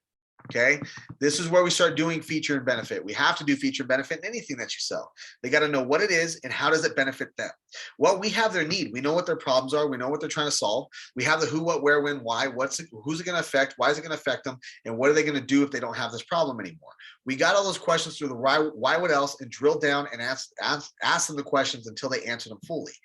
Now we can actually tie the proposal directly to their questions, and they're going to be happy. So we do this through the entire proposal, and it's actually the longest part of the entire proposal because we go through it with them. We take our time, we don't rush through it. We ask questions a lot through along the way, and then each page deserves its own pause. So just like I did on the previous page, I know we've covered a lot of information in a short period of time. What questions do you have about what we've covered so far? By saying that directly, slowing your pace and your tone, you're letting them know, don't jump ahead of me, I haven't got there yet. So what do you have about questions that we've covered so far? And you take a pause. Well, nothing. Great. And then you can move forward. Well, I don't understand this. Okay, great. And you can go back and revisit it. Okay. They might ask a question that they may have asked you earlier that they understand is tied to what you're talking about, and it's not there, right? If they do happen to jump ahead, great question. Let me show you. Great question. Let me show you this. And then you can go right to this next part. So actually this makes sense. So let me show you this, and then that'll actually answer that question, right? How much is it? Great. Let me show you real quick. So what you're going to be getting is this, and then you can actually show them the panel, show them the equipment, ask them those questions while leading up to it if they try to jump ahead from you. But it's very rare. If you do this step, you will see more people respond the way you want them to, and not try to jump ahead and beat you up during the proposal when it's not an appropriate time to ask that question. So you explain as if you're talking to a 5-year-old, okay? And you do things like I'm doing right now. Does that make sense? Even though you guys aren't responding, I'm still taking a pause and re-engaging you. If we were having a face-to-face conversation, most of these things that I'm saying are statements, but I'm turning them into questions, aren't I? Something like that. You're getting them engaged just like you would to a 5-year-old. Are you paying attention to me still? right? That's what you're doing. So you're having those conversations. Every time you make a statement that deserves a response, even if it doesn't deserve a response, a salesperson's job is to ask questions. It's a lot like a lawyer. The difference between a lawyer and a salesperson, it's not income. They went to school and we didn't, and we still get to make the same amount of income. What do they do for a living? They ask questions. Guess what we do for a living? We ask questions. A lot of salespeople can out-lawyer a lawyer because they have more practice with it because they do it more often, right? But we're also breaking it down and explaining it as if they were 5 years old and retaining attention the entire time. We're not being aggressive with them. We're being assertive. And being assertive is very simple. Yeah, go ahead and finish your point. Yeah, great. I'm not going to tell you you're wrong, so you don't get offense. You don't get offended, and you don't feel like you have to defend what you just said to me. I'm not going to say you're wrong. Right? Second, I say yes, but.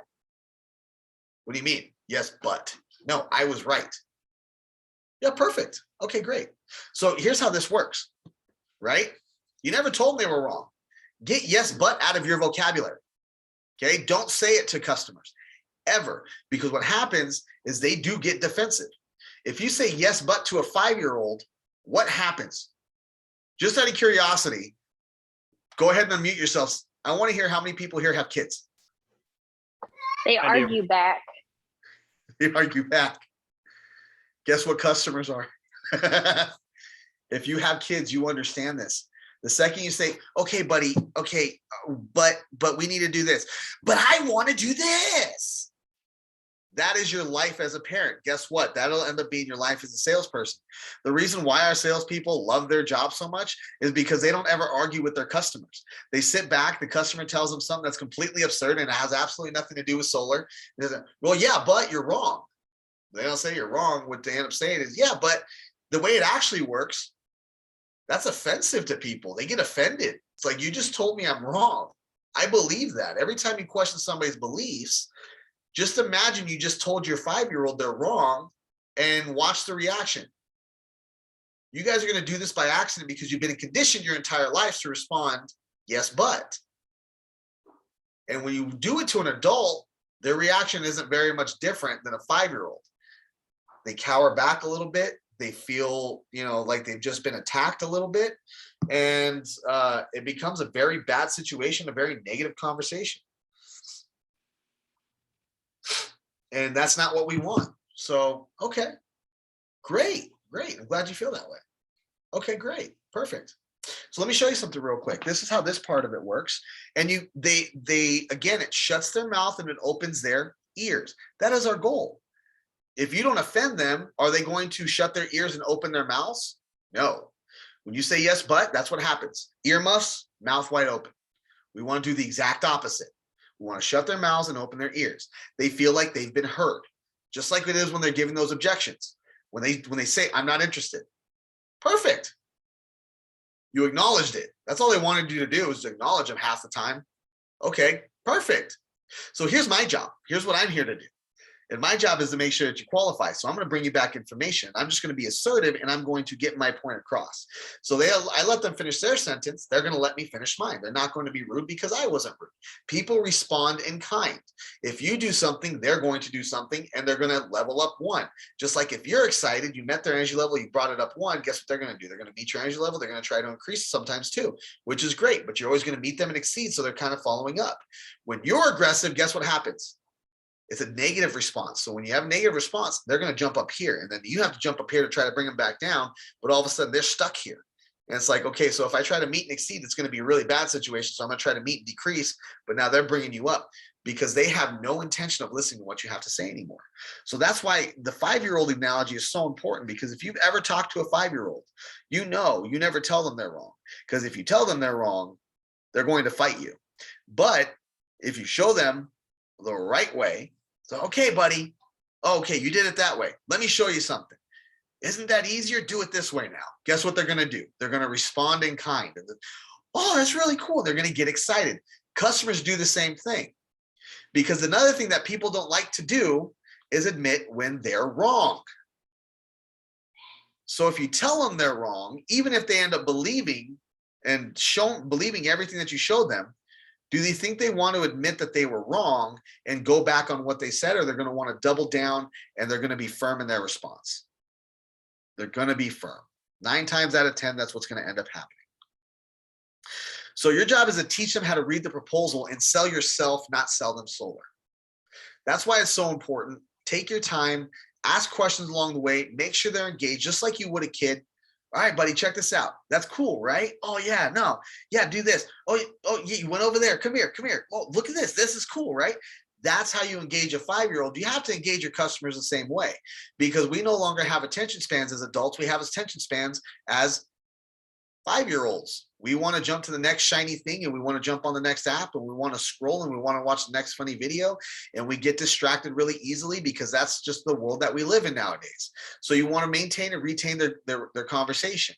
And the reason why I still ask you guys questions, even though I know that you're not going to respond half the time, I stop and I ask change those statements into questions, is to make sure that I can still retain a little bit of your attention.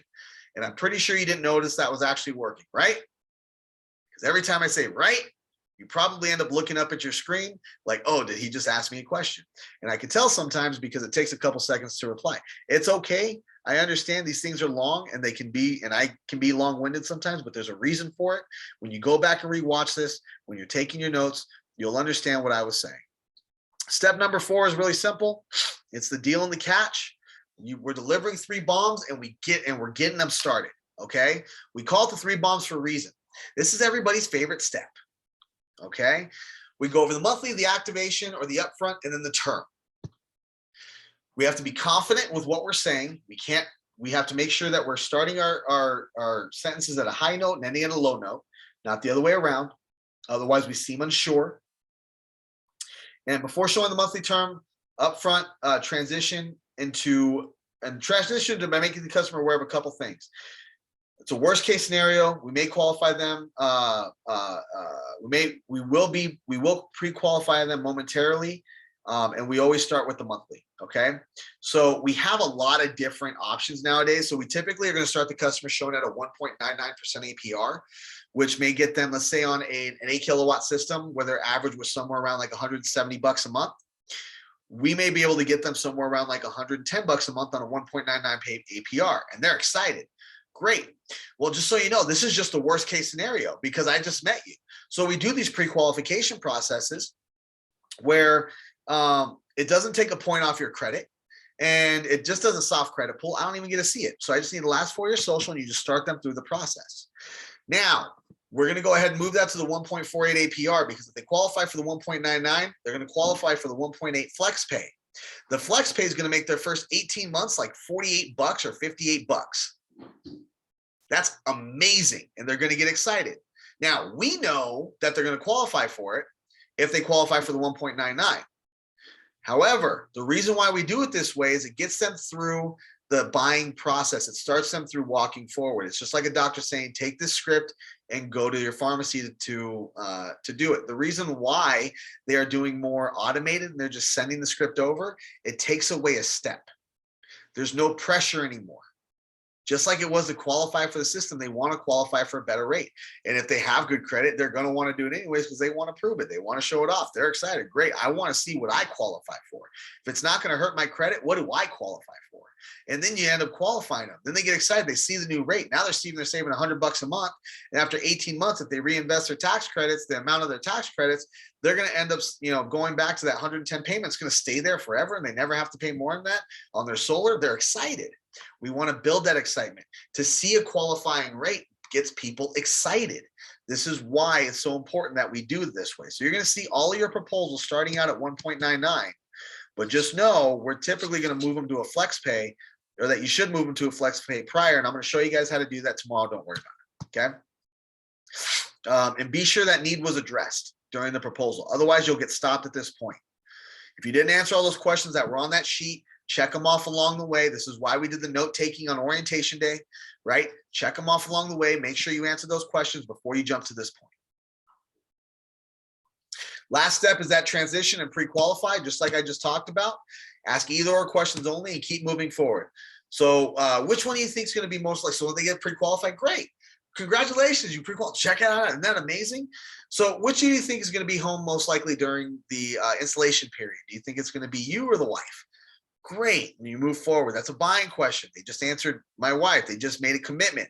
Do you foresee any major changes coming up in the near future? Like we talked about pools, or was this perfect? Like you're adding a new addition to the house. Mother-in-law's moving in. You're going to let your neighbors plug the refrigerators in your garage, like anything like that? No? Okay, cool.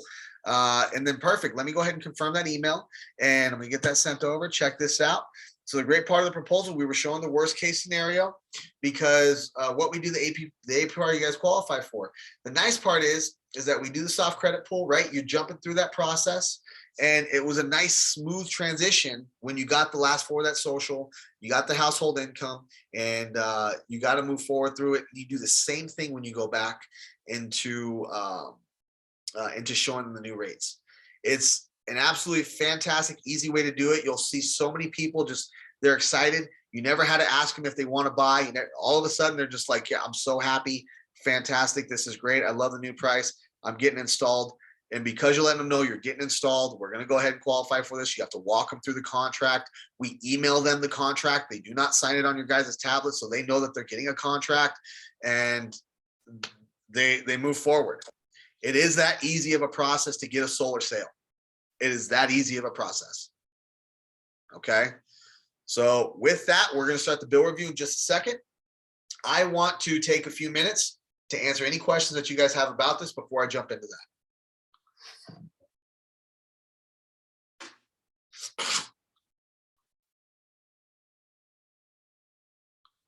I don't see anybody unmuting. Cool.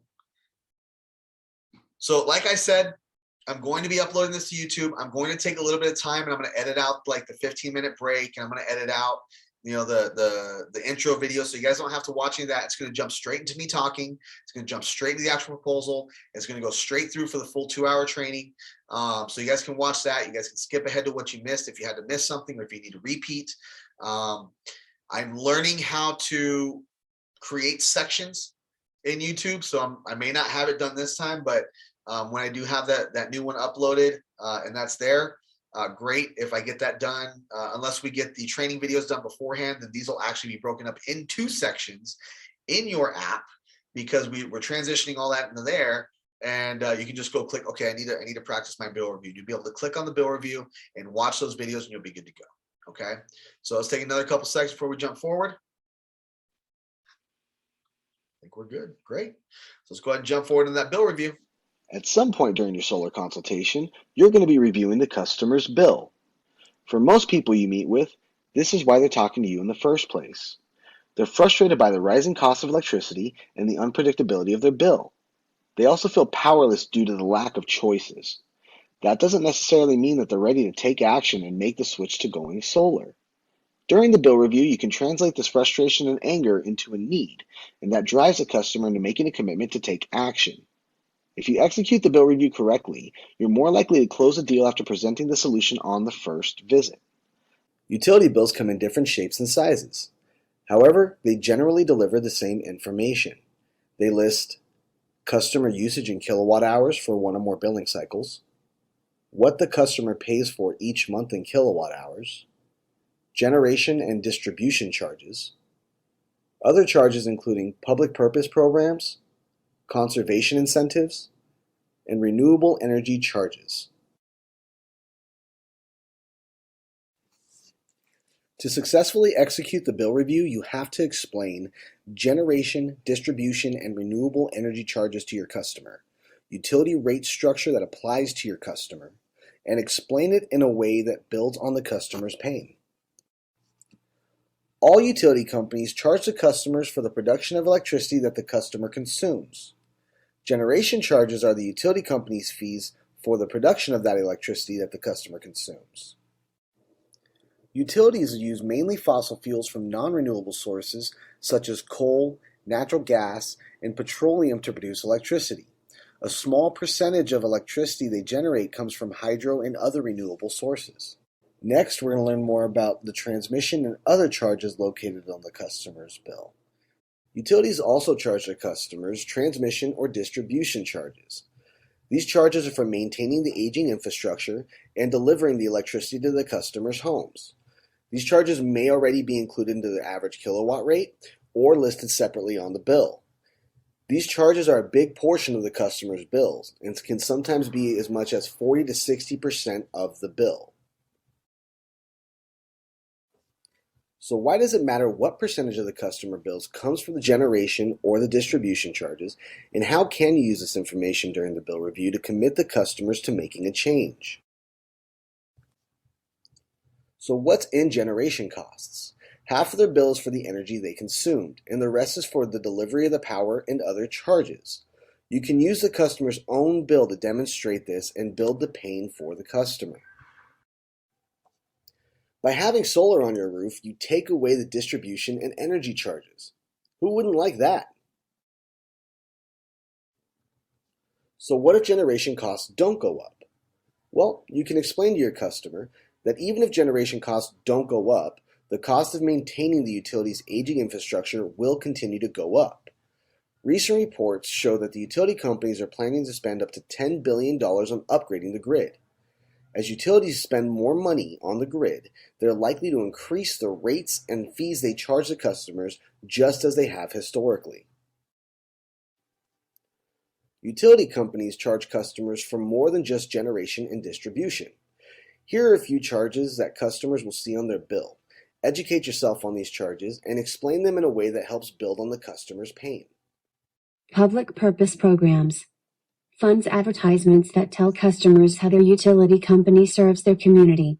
They also fund the commercials that tell customers to alter their lifestyle to lower the demand on the utility during peak hours. Makes up for the discount programs the utility offers to some customers. Conservation incentive charge. If the customer's usage is above average, it's essentially an additional charge. Punishes people for being a good customer. Uses some of those funds to credit customers who have below average usage. Renewable energy. This is the utility company's way of recovering their cost for producing energy from renewable sources in order to become compliant with renewable energy standards. Goes towards rebates to utility customers who have solar. Utilities are required by the government to conserve electricity and use renewable energy sources. But because utilities must make a profit, they pass these expenses to the customers.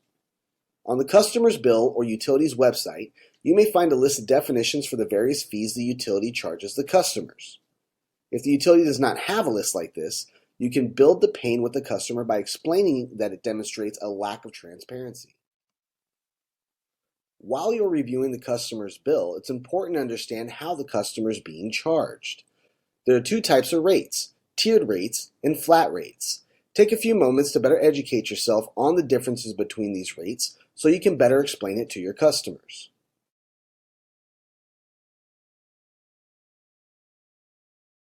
Tiered rate. The more electricity the customer uses in a billing cycle, the more they'll pay for each kilowatt hour. Each customer is allotted an allowance, basically a specific number of kilowatt hours at the lowest rate, referred to as the baseline. The customer gets billed for any amount of electricity used up to the baseline at the specified rate. Most customers use up their Tier 1 baseline within the 5th and 12th day of the billing cycle. Any electricity the customer uses above the Tier 1 baseline up to a specific kilowatt-hour amount is charged at the Tier 2 rate. Depending on the utility, there may be anywhere from 3 to 5 tiers. Tiers 1 and 2 are regulated by the Public Utilities Commission. These two tiers rates are typically significantly lower than Tier 3 and above.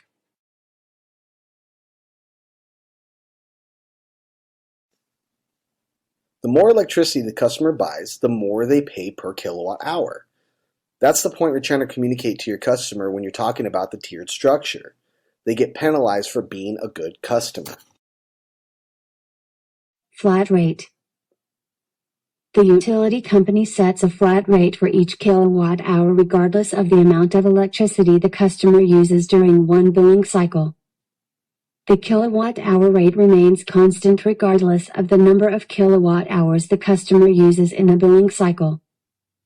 Utilities typically change the rate depending on the time of year. Review the example to learn more. The Stark family used 644 kilowatt hours. They paid $165.85. The utility charged them 12 cents per kilowatt hour. 644 kilowatt hours times 12 cents per kilowatt hour is $77.28. What's the remainder? They paid for delivery costs, state-mandated fees, taxes, and other charges. That's $88.54. $165.85 divided by 644 kilowatt hours is 26 cents per kilowatt hour. Be sure to inform your customer about their true kilowatt hour rate. You do this by dividing the total bill amount by the number of kilowatt hours they consumed. That'll show you how much they paid per kilowatt hour for the entire bill amount, not just what the utility is showing they charged per kilowatt hour for utility they consumed.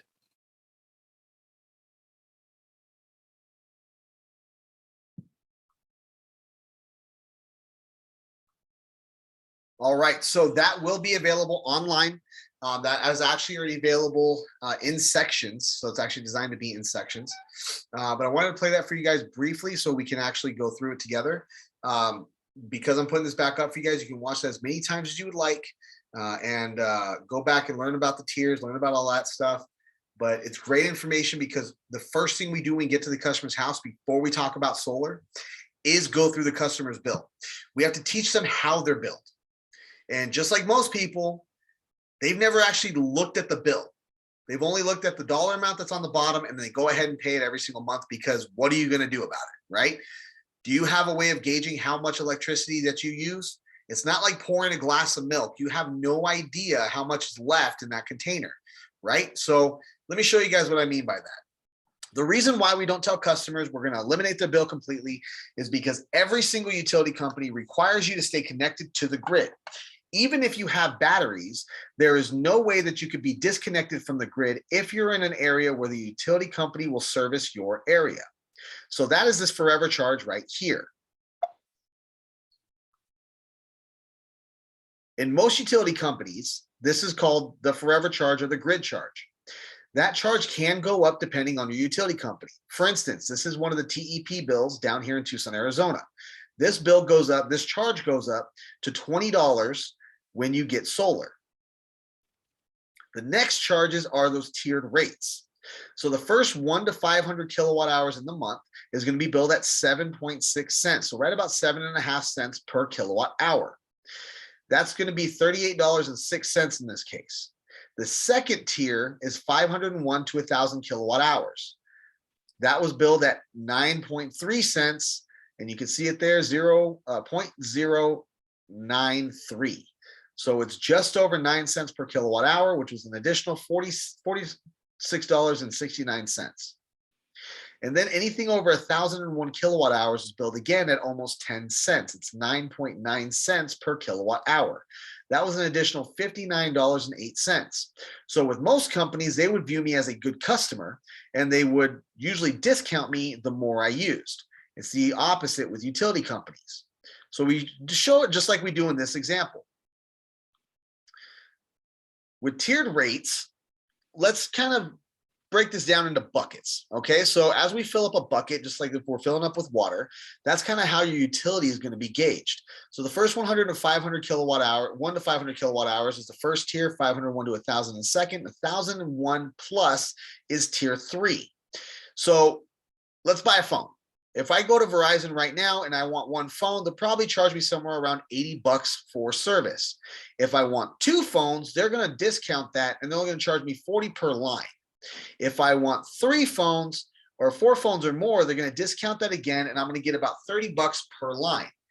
I spent more, so I'm being rewarded for being a good customer.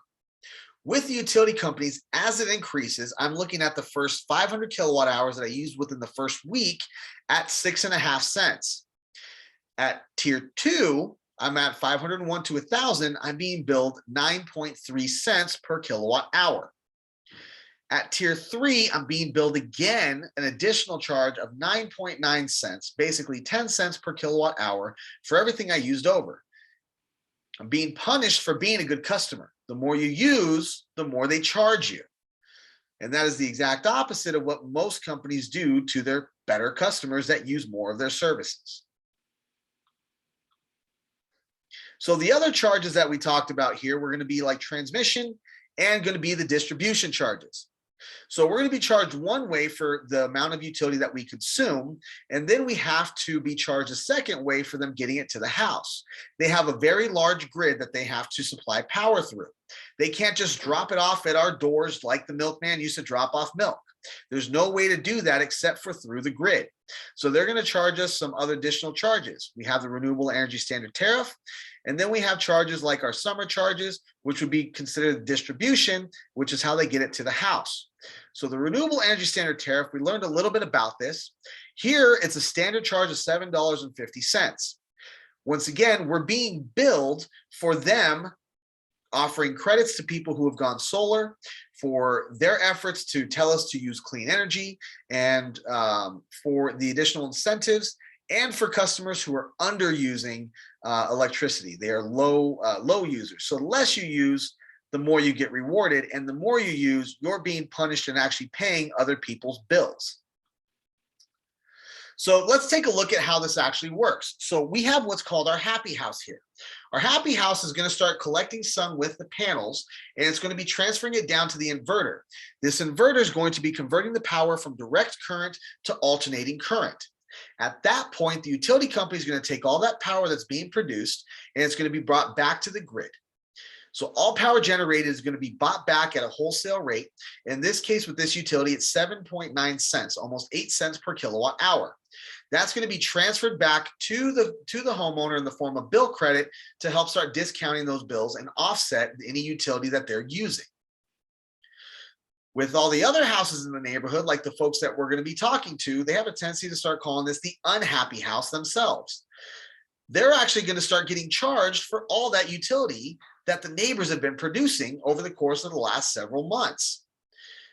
This is the kilowatt hour consumption. So whether it was coming from solar or it was coming from the grid, this customer is getting billed. And they're going to be billed in a utility consumption as well as renewable energy standard tariff. Now, what happened to all that bill credit? Well, that actually gathers up throughout the month, and it rolls over from month to month.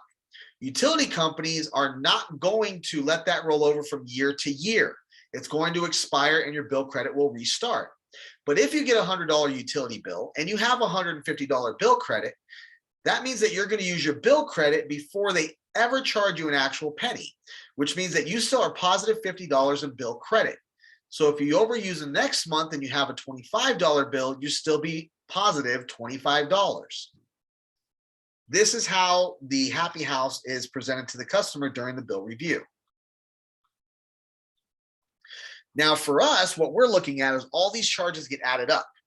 So if we take a look at my actual charge itself, I'm at $245.50 here with this customer. So if I take my actual usage and I add those together, I'm being charged $143.83 for my usage, but I'm being billed $245.50. Right. So if you subtract that from the amount that you got billed, that means that I'm paying $101.67 in additional charges. That's $101.67 in additional charges. So let's figure out what our true kilowatt hour consumption is. We're going to take the bill minus the forever charge and divide that by the usage, and that'll give us our true kilowatt hour charge. We show this to our customers. So $245.50 minus $13 divided by 1,592.55 kilowatt hours equals 15.1 cents per kilowatt hour. So I'm being showed that I'm being charged 7.5 cents, right over 9 cents, and right under 10 cents per kilowatt hour. And then my supply charges, I'm getting an additional charge for the entire amount for having this bill in the summer at 3 cents per kilowatt hour. And then the entire amount of consumption, again, for the PPFAC at another right under 3 cents per kilowatt hour, like half of a penny per kilowatt hour. And I'm actually being charged over 15 cents per kilowatt hour after all fees and charges.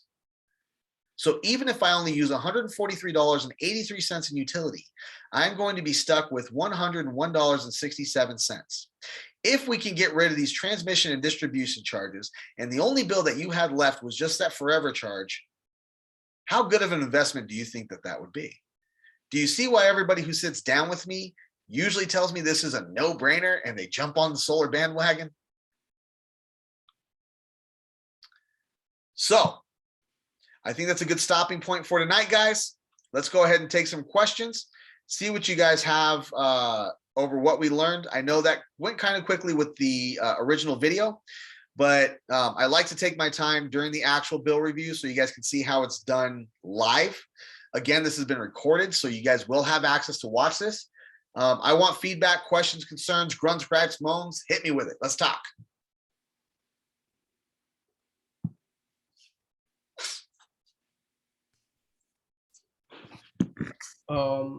It helps with learning a lot about like communication, sociability on sales, selling anything.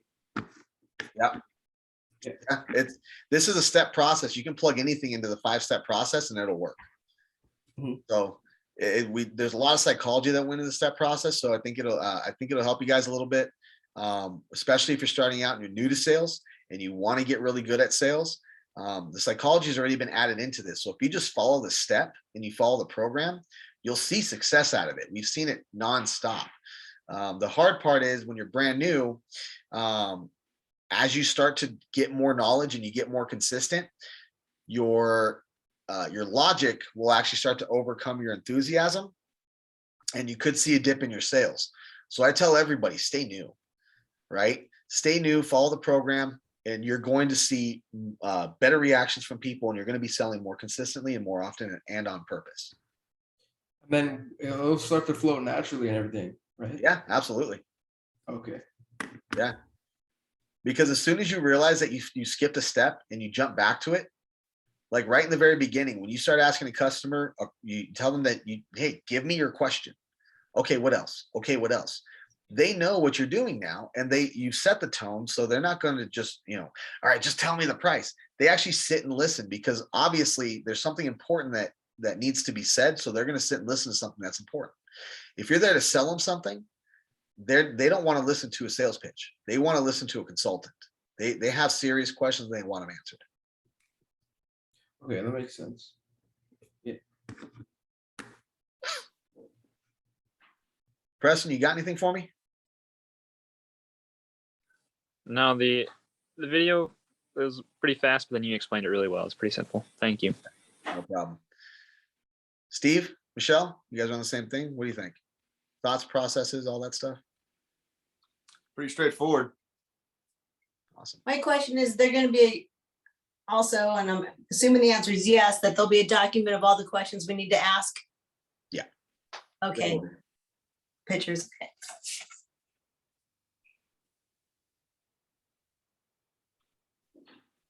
And then Jen, you have any questions for me? I will, but not right now. Okay.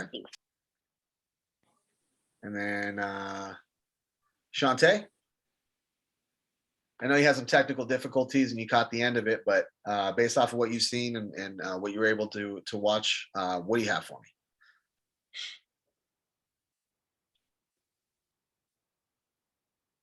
I think you're muted, so I'm gonna unmute you. If I can. There you go. Time to let me unmute. She's been having some technical difficulties. If you do have any questions, since it's not letting you unmute, feel free to shoot me a text or give me a call after this and I'll answer them. And then Gabriel wanted to sit through the refresher because he's the type of person that is never done learning. So he's actually been through this course 3 times now. I think he picks something up every single time. Gabriel, what do you think? Pretty much the same as before. It was good to just get a refresher. So I think it was really concise and straight to the point. So I liked it. Yeah. Did you pick up something new this time that you may have forgotten or that you didn't hear last time? Not nothing new, just kind of like a refresher. Yeah, just put everything that you did in the sit downs into perspective. So awesome. So not anything super new, but yeah, it was good to see it. Yeah, guys, everything that I do is consistency. I repeat this process. I do the same trainings every single time. But it is a refresher. So we're always going to be practicing the basics. It can feel mundane once you've been here for a while, but the people who sell the most are the new people because it's enthusiasm and it's all fresh in their head. The best salespeople in any sales industry are the trainers because that's all they do is work on the basics and they teach the basics and that's all they have in their head. They don't have bad habits that are getting them messed up through the process. So how fast are proposals usually made? I think it's a new question. Yeah, so proposals are typically, they usually only take, if there's one already made, it only takes about 10 minutes to redo it.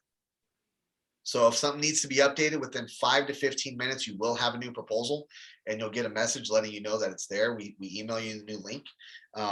It's really, really cool what we do with these things. Let me hit a new share. Before I do that, let me pause this.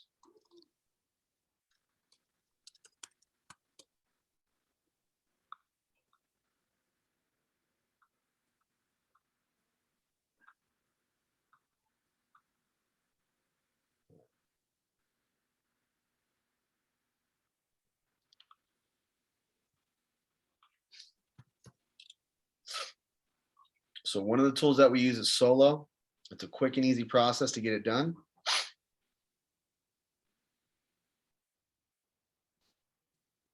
I can figure out where my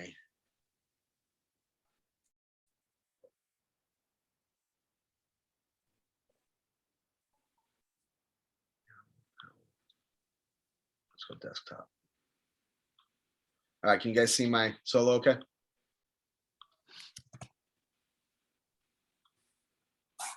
No, Chris, we can't see it. How about now? There we go. All right, cool. So here's a quick proposal. So let me just grab something from some of the new ones. If I pull one up from one of these new guys, you guys will literally be emailed a link that will be, this will be accessible. This is what our proposals look like. They're super clean. They're built out in the exact step process that I told you guys. So after you finish up with the bill review, the first thing you can do is actually start talking about the company.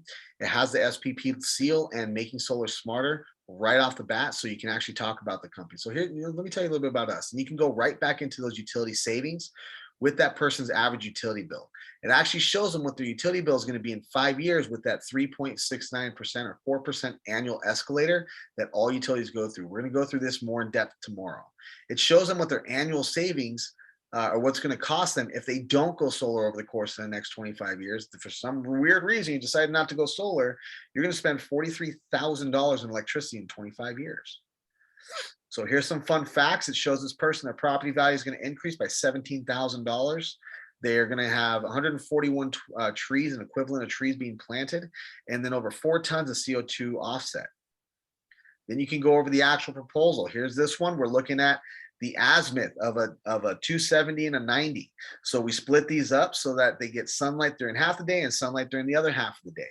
If this was a 180, we probably won't need as much panels. So we're looking at a 14 panel system at 400 watts, so 5.6, sorry, 14 panel system at 400 watts per panel on a monocrystalline panel. We're using the Q cell, the Hanwha Q cell Duo Black. What that is, it's a tier 1 panel, and we're going to be producing 8,496 kilowatt hours on an estimated annual production. And then I don't know why it's the end phase. They might have requested it, but this is the end phase inverters, which is what they requested. So this is the micro inverter system, which would have cost them just a little bit more money than Solar Edge. So we can do those. We just don't like to. And then you're looking at here, it shows the energy consumption, and here's a solar production. So you can see where they're getting bill credit. You can explain that versus when they would need to use that bill credit or when they would see additional charges from the utility. So for this customer, they're at 120% offset. They're looking at a bill of $86. If for some weird reason they didn't go solar and they use the same amount of electricity in 5 years, that same monthly bill is going to be 105. In 10 years, it's going to be 128. In 15 years, it's going to be 155. In 20 years, it's going to be 189. And in 25 years, it's going to be $25. That's insane. As far as solar goes, their first 36 payments are only going to be $60. And they're on a 25-year flex pay at 2.89, which is going to give them after on payment 37, they're only going to be paying $87 a month if they reinvest the amount of the federal tax credit, which is $6,240. If they reinvest that amount with the amount from the Arizona state tax credit, they only pay a net system of $16,000. If they decide to keep this because it's their money, if they want to pay taxes with it, if they want to go on vacation, pay off credit cards, buy a car, remodel their house, they can do that, but they're going to be financing $24,003.45, and that's going to be it. So they went from an average of $89 a month, and they'll only be paying $60 a month. That's it. Any questions for me? We're going to go through this in depth. We're actually going to run through a couple of proposals with you guys tomorrow so you can see it. But yeah, guys, this is what our proposals look like. And you'll actually have a link just like this one where we send it to you. You can click on it and it opens up just like this. And as soon as you want to qualify that customer and they're good to go, you go through your process, you click the qualified button and it opens it up right then and there for you so that you can put in do the pre-qualification and get it done. If the customer needs a redo, you just hop right in your app and you send off the note and you text your manager, hey, I just sent off a note. I need a new proposal done. So that's it. I'm going to go ahead and excuse you guys for the night, let you guys go get your dinners, and we'll be back tomorrow at the same time, same place. Have a good night, guys. Good night. Thank you. Thanks, Chris. Yes. Good night.